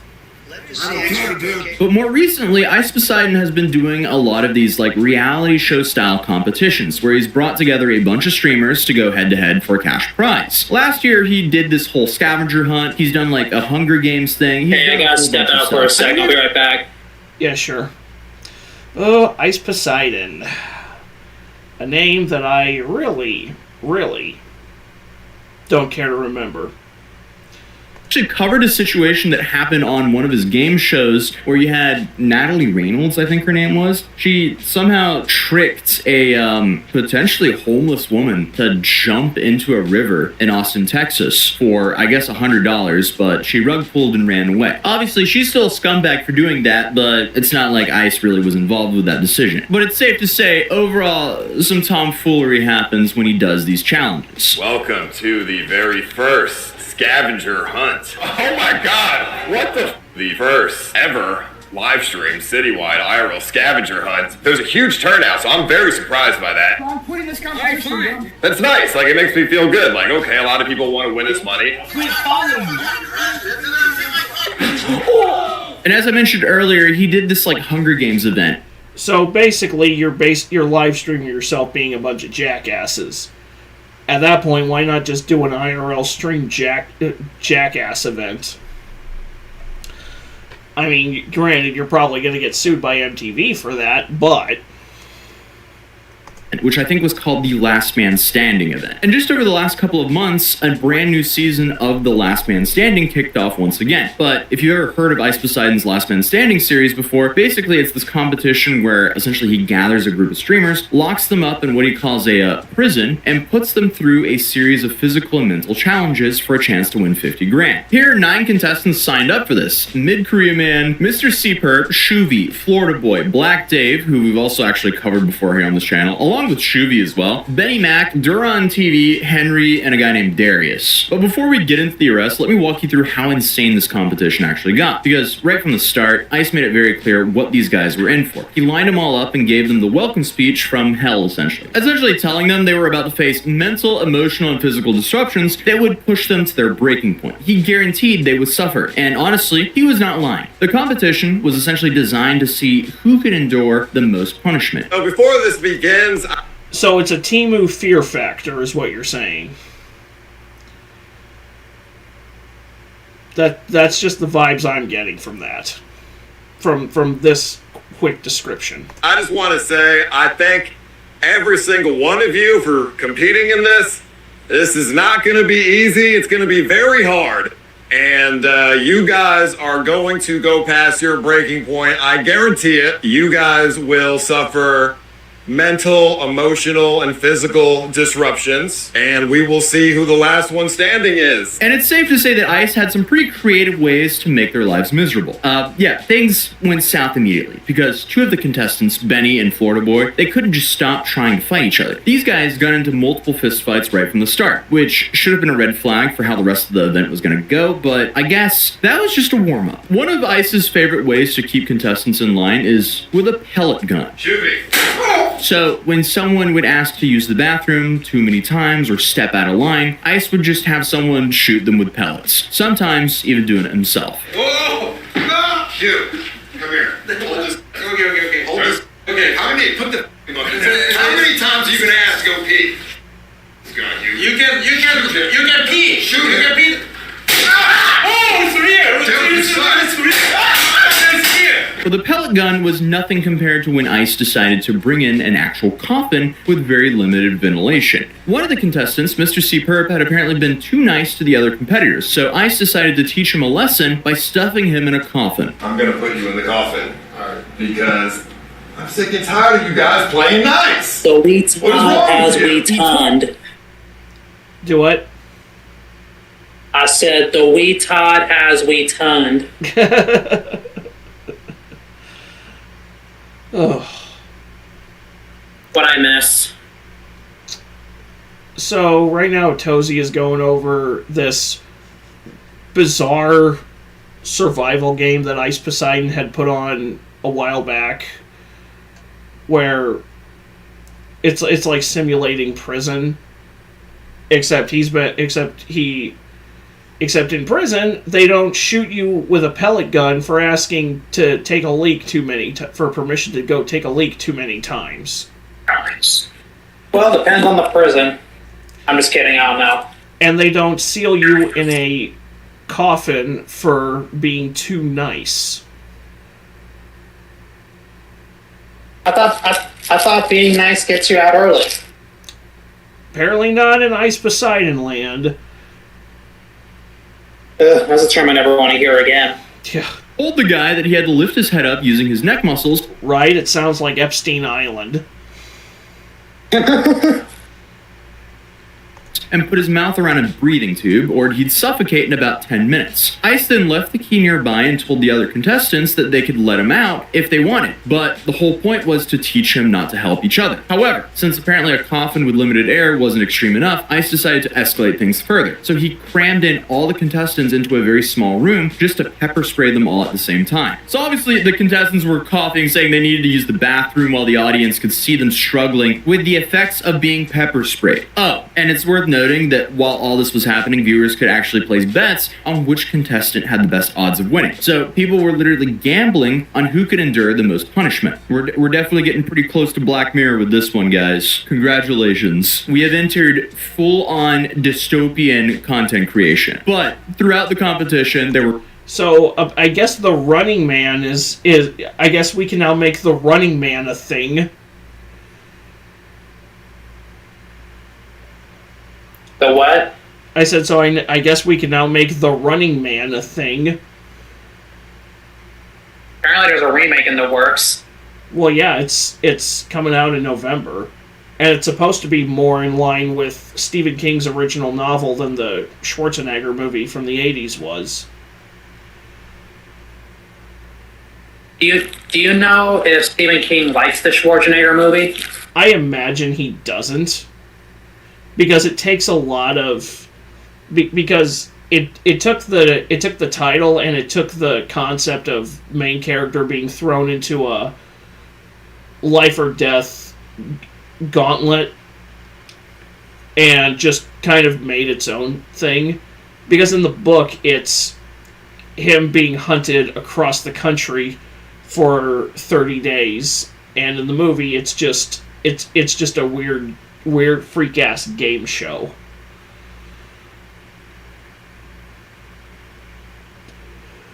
There's a chance the remake might actually be good. I mean, it's being directed by Edgar Wright. Scott Pilgrim is a pretty cool movie. Baby Driver was a lot of fun.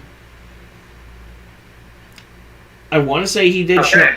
I want to say he did Shaun of the Dead and Hot Fuzz.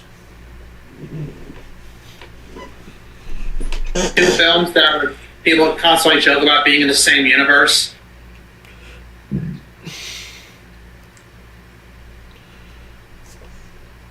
So, because there was Shaun of the Dead, Hot Fuzz. What was the third one? I don't know. Was it Paul? It probably was. When he brought the bird back to life only to fucking eat it? Like, it's a miracle, chomp.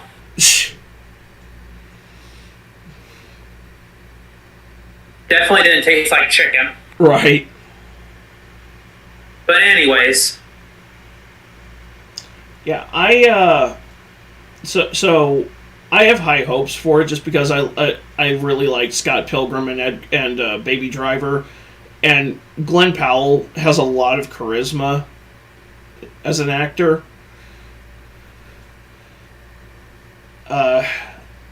Josh Brolin playing the main villain makes perfect sense. You know, Josh Brolin was actually in Hollow Man. I was not aware of that. You know, the basically kind of sort of Kevin Bacon, kind of sort of remake of Hollow Invisible Man with Kevin Bacon.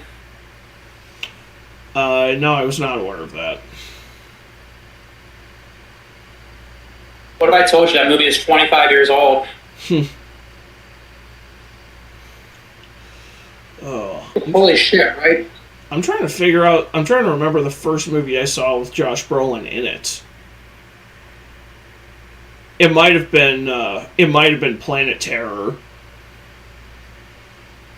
Isn't that the one with the girl with the machine gun leg? Yes.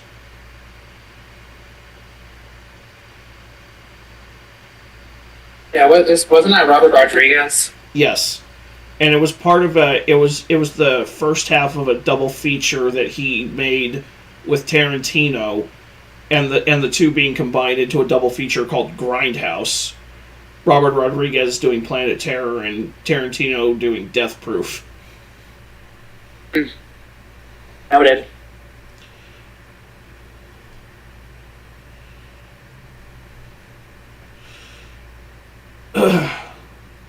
How far? Okay, how far the stream? I started the stream at 4:30. That'll be 5:30 my time, so we're 3 hours and 12 minutes in. Yeah. Oof. So. That Taco Bell's hitting me already. Well, let's keep at it. Yeah, let's go before it. And all sorts Let's go of other, before shit hits the fan, literally. But throughout the competition, there were beatings, tasings, and all sorts of other creative punishments that ICE came up with. And it's safe to say that over time, the whole thing started to feel less like a competition and more like watching people get harmed for entertainment, which I guess at some point is exactly what it was. At one point, ICE brought two contestants, Duran TV and Dave, into a separate office to attempt to persuade them into turning against each other. He offered Gatorades, Cheetos, and other perks that would essentially sabotage the fellow competitors. And yeah, obviously, they took the deal. ICE told them they needed to do more than just target one person, though. They had to sabotage everyone if they wanted to continue receiving special treatment. But not everyone was willing to stick it out, though. One contestant, Benny Mac, had what you would call a moment of clarity near the end of the day and decided to quit while he was ahead. He made it very clear that he was not willing to get knocked out on live stream, and when ICE tried to reassure him that no one was going to touch him, Benny Mac was not buying it. Benny said that he valued his freedom too much to risk getting assaulted on stream, so he called it quits, asked for his stuff, and requested an Uber to get out of there. Now, here's where things start getting a little interesting, to put it lightly. And it has nothing to do with the actual competition. As all of this was happening with the contestants, ICE staff members were having their own particular drama behind the scenes. Two of his staff members, who are also streamers, Action Man and Burger Planet, they got into their own argument, which escalated way beyond just words. The argument began over some serious accusations, with one guy confronting the other guy about some pretty crazy stuff that clearly crossed the line. Hey, bro, there's mad like lore behind you. I don't even know what the they're talking about. Then, the confrontation continued to escalate until Burger Planet physically attacked Action Man by elbowing him in the face. So, Action Man then called the cops to get Burger Planet arrested, and funnily enough, he seemed pretty happy about the whole thing. You're going to jail! On stream! So now we have Burger Planet's mugshot. Yeah, I'm totally ruining my life for an assault charge. Woo! It's actually a shame that you're calling me from the PS5 and not your phone, because this guy who calls himself Burger Planet looks exactly like you think he does. Hold up. He looks like he could. He looks like he looks like he could be Ice Poseidon's uncle or something. Keep it paused. Keep it paused. He's bringing the stream up. That looks like my middle school gym teacher. Jesus Christ. All that's missing is a blunt.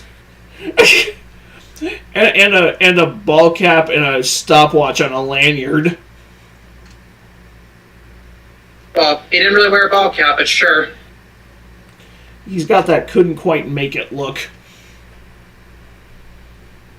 He looks like the stupid guy from Pawn Stars. Eesh. Chum or something.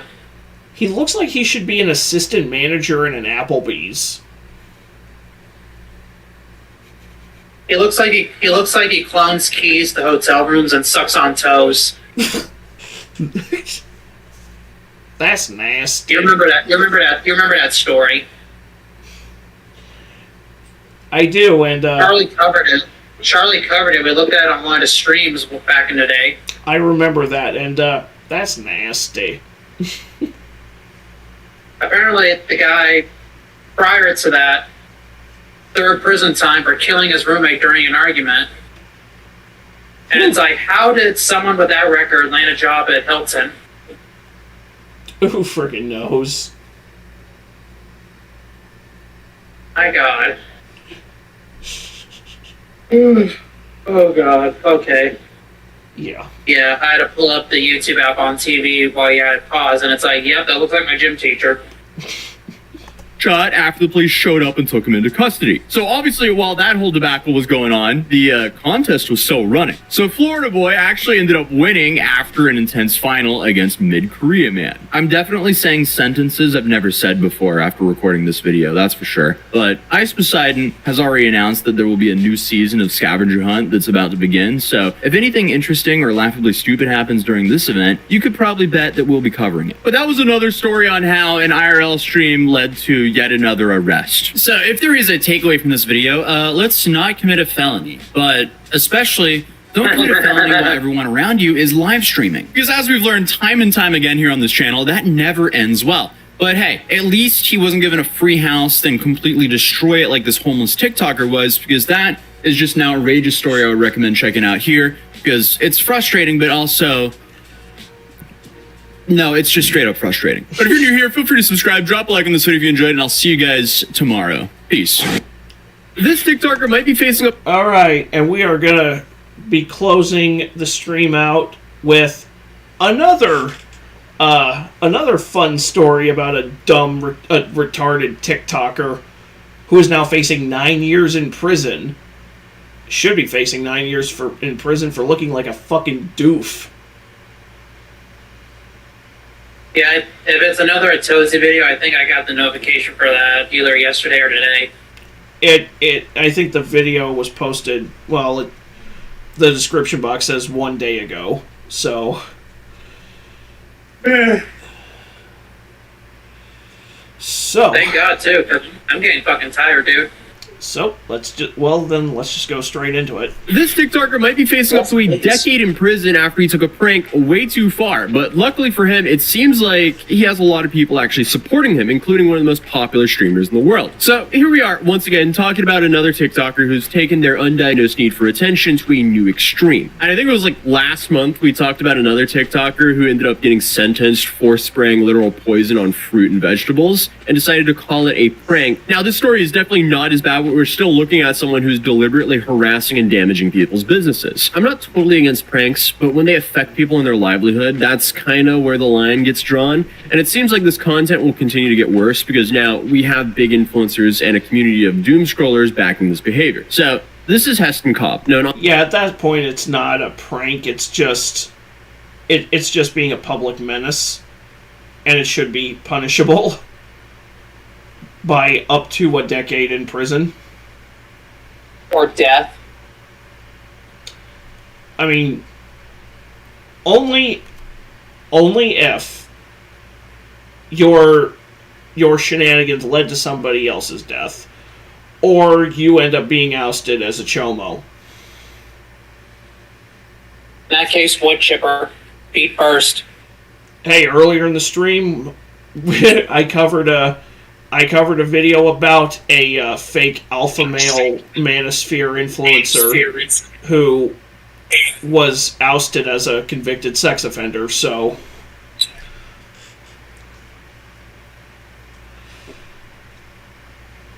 Yeah. Most definitely break out the wood chipper. Feet first. Make sure his nuts take time to chop. Online as Heston James, and it's safe to say he's got himself in quite the pinch. Did you hear that, girl? I did. Is she over that way? The scream came. Is she over there? This over on this side. It was a woman. It was a woman, right? I think it came from more over here. She's probably hiding, you guys, but I was finding her. Okay then. Well, this 21-year-old from Tempe, Arizona has over 1.3 million followers on Instagram, a YouTube channel with over 80,000 that features a collab with the popular influencer Tfue, and now a banned TikTok account that had over 1.6 million followers. So you're probably thinking, where did it all go wrong? Well, like most influencers in this new pranking niche, their videos start off pretty much innocent. In this first video, essentially they just ignore car salesmen at the dealership. You guys been helped already? No?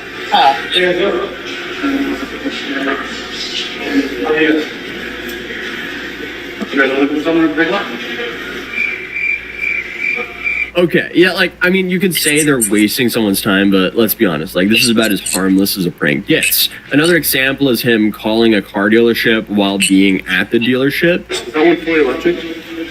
Yes, it is. Yeah, I'm interested. All right, come on down. You said you're here to win? Okay, Doc. So, I mean, if you just kept it at this level, all of this would basically just be a nothing burger. So, basically, early jackass. Sorry, what? Wait, what do you mean, what? I thought I heard you say something. I didn't say anything, I don't think. Okay, then maybe that was... I was about to ask you what you just said.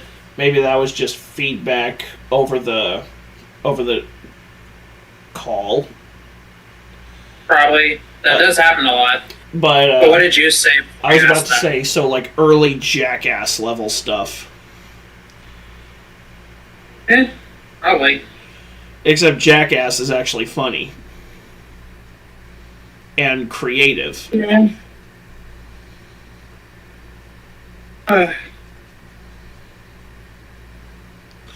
Hi, I'm Johnny Knoxville. Welcome to Jackass. Yeah, exactly. Like... AKA my son on a sugar binge. Like,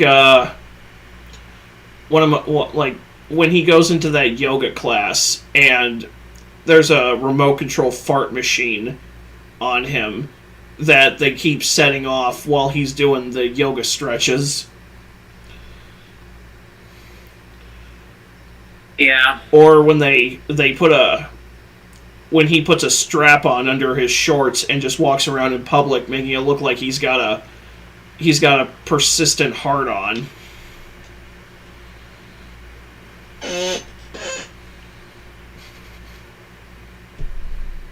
my god. Yeah, they called that bit Johnny Coxville. Yeah, there was also one where it was just Bam Margera and his buddy Deco, jumping into shopping carts and ramming them into the curbs so they would get thrown out into the bushes outside of this convenience store. God damn. I think it's in one of Bam's CKY videos that you can find on YouTube. Of course it is. Pretty sure it's age restricted because whoever uploaded it did not censor the nudity. I'm surprised it didn't get taken down. So am I. Dude, I just remembered I was going to tell you.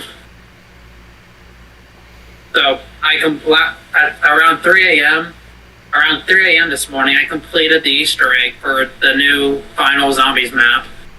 And guess who shows up at the end? The original 4 characters. Nice.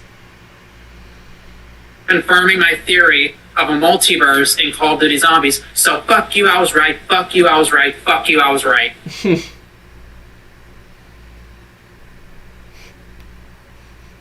But Tom Kane's retired, and I don't really want them to recast Takio, but I guess we'll see what happens. Maybe he came out of retirement, no one knows it yet.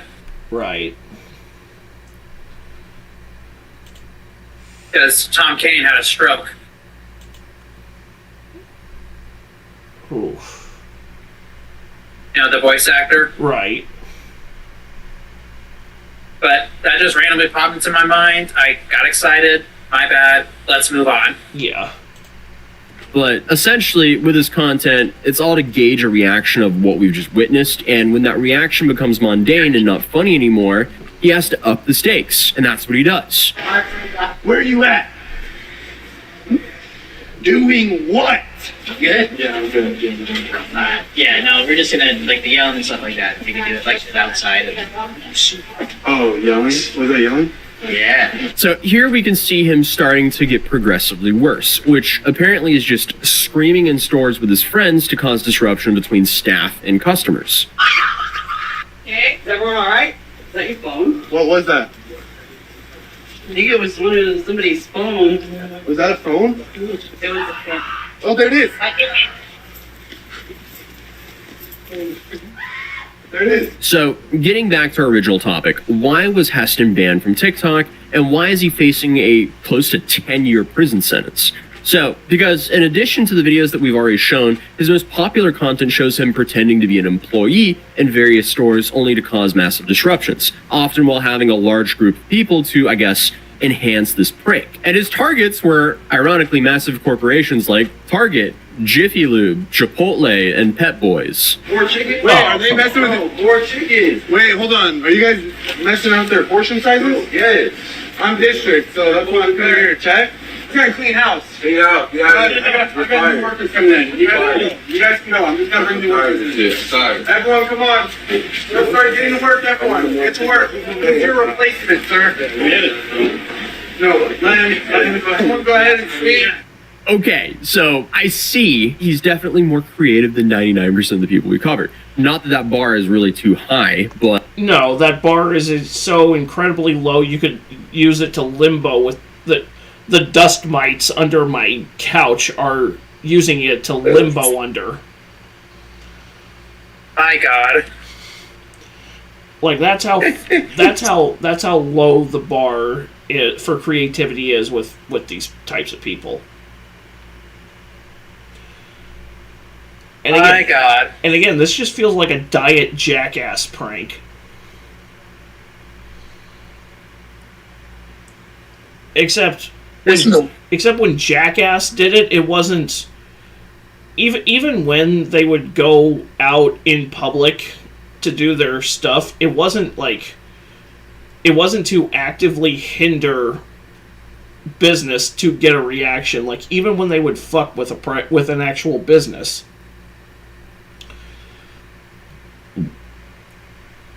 Yeah. Now sometimes, This is a wild. like in those CKY videos that Bam did, it was a different story. Like when he would go to a Wendy's and buy a soda and then yell fire in the hole and chuck the soda right back in through the drive-through window.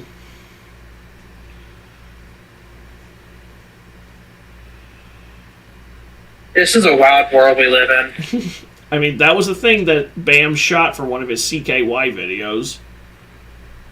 Or like how many times they would go out in public as the old man or the old lady.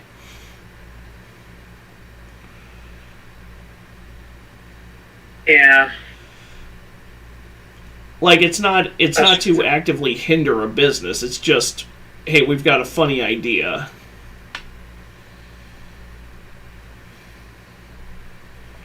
And let's just go with it.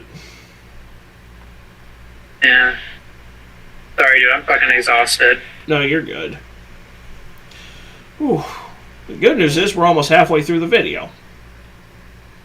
Shall we continue? Still, I see why that went viral, but wow, what a terrible idea. That's a slippery slope, and honestly, just posting this to the internet is a legal disaster waiting to happen. I mean, we saw what happened with that guy with the In-N-Out, so, I mean, what did this guy expect with this? Just overall, filming yourself impersonate staff and disrupt a massive business is definitely not the brightest idea. And this is not a one-off thing either. As I mentioned earlier, he had multiple large businesses that he targeted with pranks like this. From a different location. Let's get this ironed out. Check your HR emails. We were going into a different one. They didn't need us there. They sent us here. Go ahead and bring the guys in. You're not even on the phone, dude. Come on, get out of the store. See if I was on the phone or not. You guys can get to work. We're all good. Everyone get to work. If you guys want to go ahead and take over the reins, go ahead. Get out. I love how, like, not a single one of them thought that maybe, just maybe impersonating employees of massive corporations would be a bad idea. But either way, this is where we actually get to the video that caused him to be arrested. I'm just going to be bringing in all my guys because you guys have been doing a really slow job. I've been getting multiple complaints. I'm from corporate, I told you. So this corporate lady. I'm calling in my guys and they're going to be working on all these cars. They're not? Get to calling them. Oh, get to calling them? I think this is them right here. Come on, everyone, come on. Everyone, get to work. Everyone, get to work. Get to work, everyone. Yo, everyone, take that tire off. Yeah, see, he outdid himself with this one. This one's dumber than all the other ones. I mean, this is just such a massive liability for the owners of the shop. Where do I even begin? I mean, there are serious safety concerns here. You got random people using power tools, crawling under cars, and running around in a mechanic shop filled with potentially dangerous equipment, while risking damages to the shop's property, other people's cars. There's just so much involved here. I don't know if they were actually taking the tires off the vehicles there, if they were pretending to do so, but that's also something that's not good at all. Like, without a doubt, this is very different than showing up and busting some tables at Chipotle. And this video got... Or Johnny Knoxville donning old man makeup to walk into a convenience store and trying to make like he's shoplifting, like making no effort to be secret about it, just to piss off the manager. Yep, that sounds about like your average TikToker. Yeah. Except in Knoxville's case, it was blatantly to get... It was... He had no intention of actually stealing something. It was just... We're just gonna... We're not gonna hinder this business and we're not gonna cause massive liability. We're just gonna fuck with the shop owner.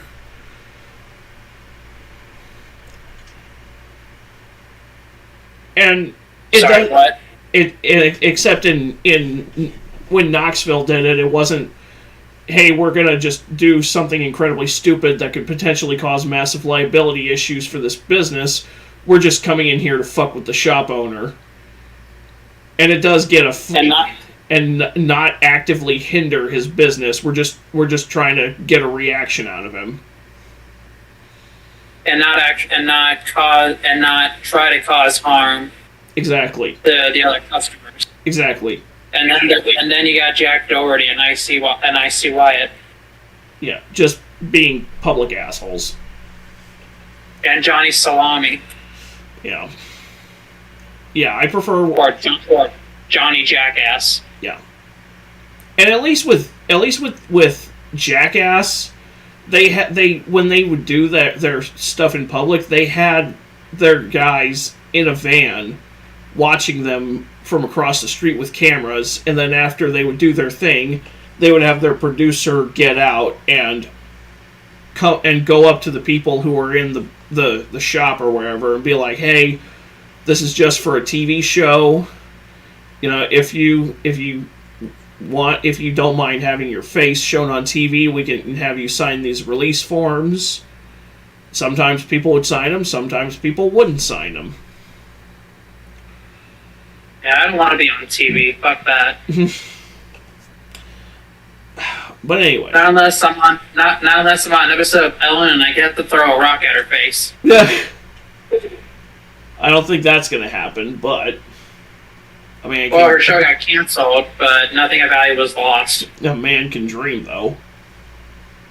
1.2 million likes, but at what cost? Because essentially he put not only himself, but 1.2 million likes, but at what cost? Because essentially he put not only himself, but a large group of people in a position where they could face serious legal ramifications. You really just have to ask the question, was it really worth it? Because on July 23rd, Heston was actually arrested by Tempe police and is now facing 13 charges. One officer actually commented on this, saying, "Those videos are definitely not pranks. They're crossing the line from something that's fun and playful into criminal territory. They're breaking laws." And then she goes on to say, "They're going into these businesses and impersonating these employees. That's actually a felony charge." So, the charges that he's facing is currently 1 count of third-degree burglary, 2 counts of criminal impersonation, and 5 counts of criminal trespassing. And as of right now, there's no mention of any charges for the other individuals involved in these pranks, as it seems like the Tempe police are kind of treating him as the sole ringleader of these pranks. So if you add up all of these charges, Heston is now facing 9 years behind bars. And since the case centers around content he posted himself, he quite literally handed the evidence to a jury on a silver platter. But a vast majority of the internet seems to think that the sentencing is not fair, with comments like "free bro" being prominent in this comment section. And Heston also took advantage of this public backing by releasing merch featuring his mugshot, all while he is currently on trial facing multiple felonies.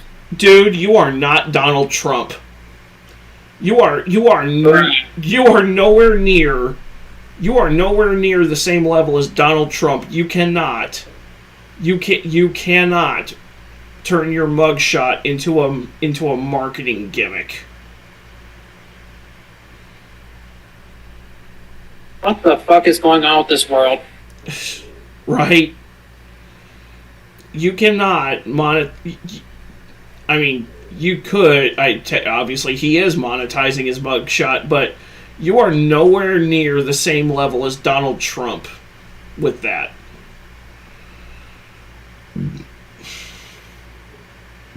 I got no words for this shit. Same. But that isn't even actually the craziest part of the story. The operator of this man's brain is out for dinner. Yes. He is currently on trial facing multiple felonies. But that isn't even actually the craziest part of the story, because now you have Aiden Ross discussing the situation. What do you guys think, Josh? Should I put my lawyer on with the TikToker who got 9 years in jail? What do you guys think? And he even went as far to say that he would cover all of Heston's fees and provide him with his own lawyer. Hey, Cuffum, should I help out that TikToker, Heston James, who got caught up in 9 years in jail for being a prankster? No. I didn't hear about that story. My lawyer asked me right now if I should help. Who's that, chat? Is it WRL?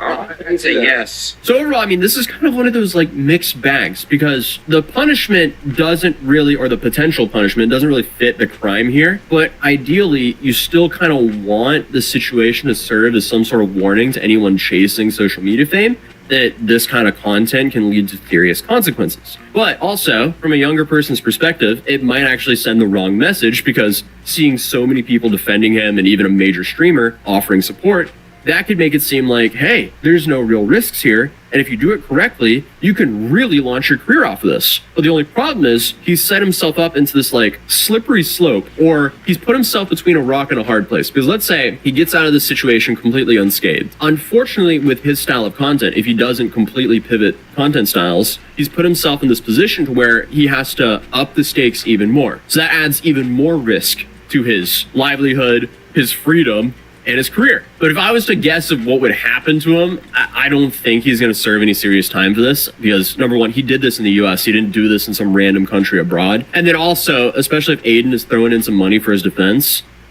I don't know. If I were to speculate here, he would probably be banned from all of these chains. He would probably get some community service and some hefty fines, and that's probably it. But either way, I'll definitely update you guys as the story progresses. But other than that, if you enjoyed this video, feel free to drop a like on this video, subscribe if you're new, and I'll see you guys in the next one. And hey, if you're a TikTok prankster, a potential TikTok prankster, maybe don't harass people in public for your content, and that will keep you out of legal trouble or out of being in videos of channels like me. Yeah. Just...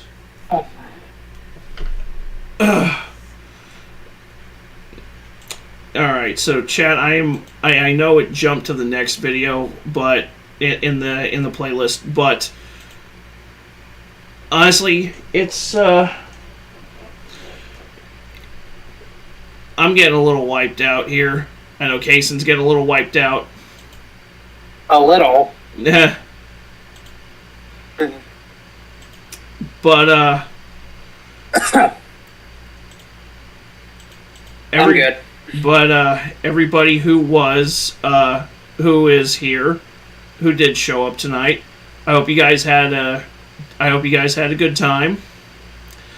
And I'm gonna, if you want to follow Kaysen's channel, his link, because he does gameplay content like I do, his channel link is in the description box below. I started Resident Evil 6. I'm doing what Chris is doing, reporting a bunch and scheduling it all. So yeah, y'all will be entertained for up until at least the first week of September. Because I still got to work on the rest of it, but I'm taking a break because I don't want to get burned out before I finish it. Yeah, my entire playthrough of The Last of Us Part 2, each episode is scheduled to go up every other day until the 19th of this month, and I already have a few videos up and scheduled for after that goes live. If you're interested at all, I've begun posting my pulp action novella, The Springfield Snatching, on Wattpad. So if you're at all interested in checking that out, do what? I didn't say anything. Okay, sorry. Feedback again. If you're at all interested in checking it out, it's basically taken by way of Canon Films. And so far we have 14 chapters up, including the prologue chapter. So if you're interested in that at all, go over to Wattpad. That link is also in the description box below. And thanks for popping in, and we'll catch you later. Hopefully I'll actually be there for the entirety next time, but we'll see. Yep. Until then, good night. Good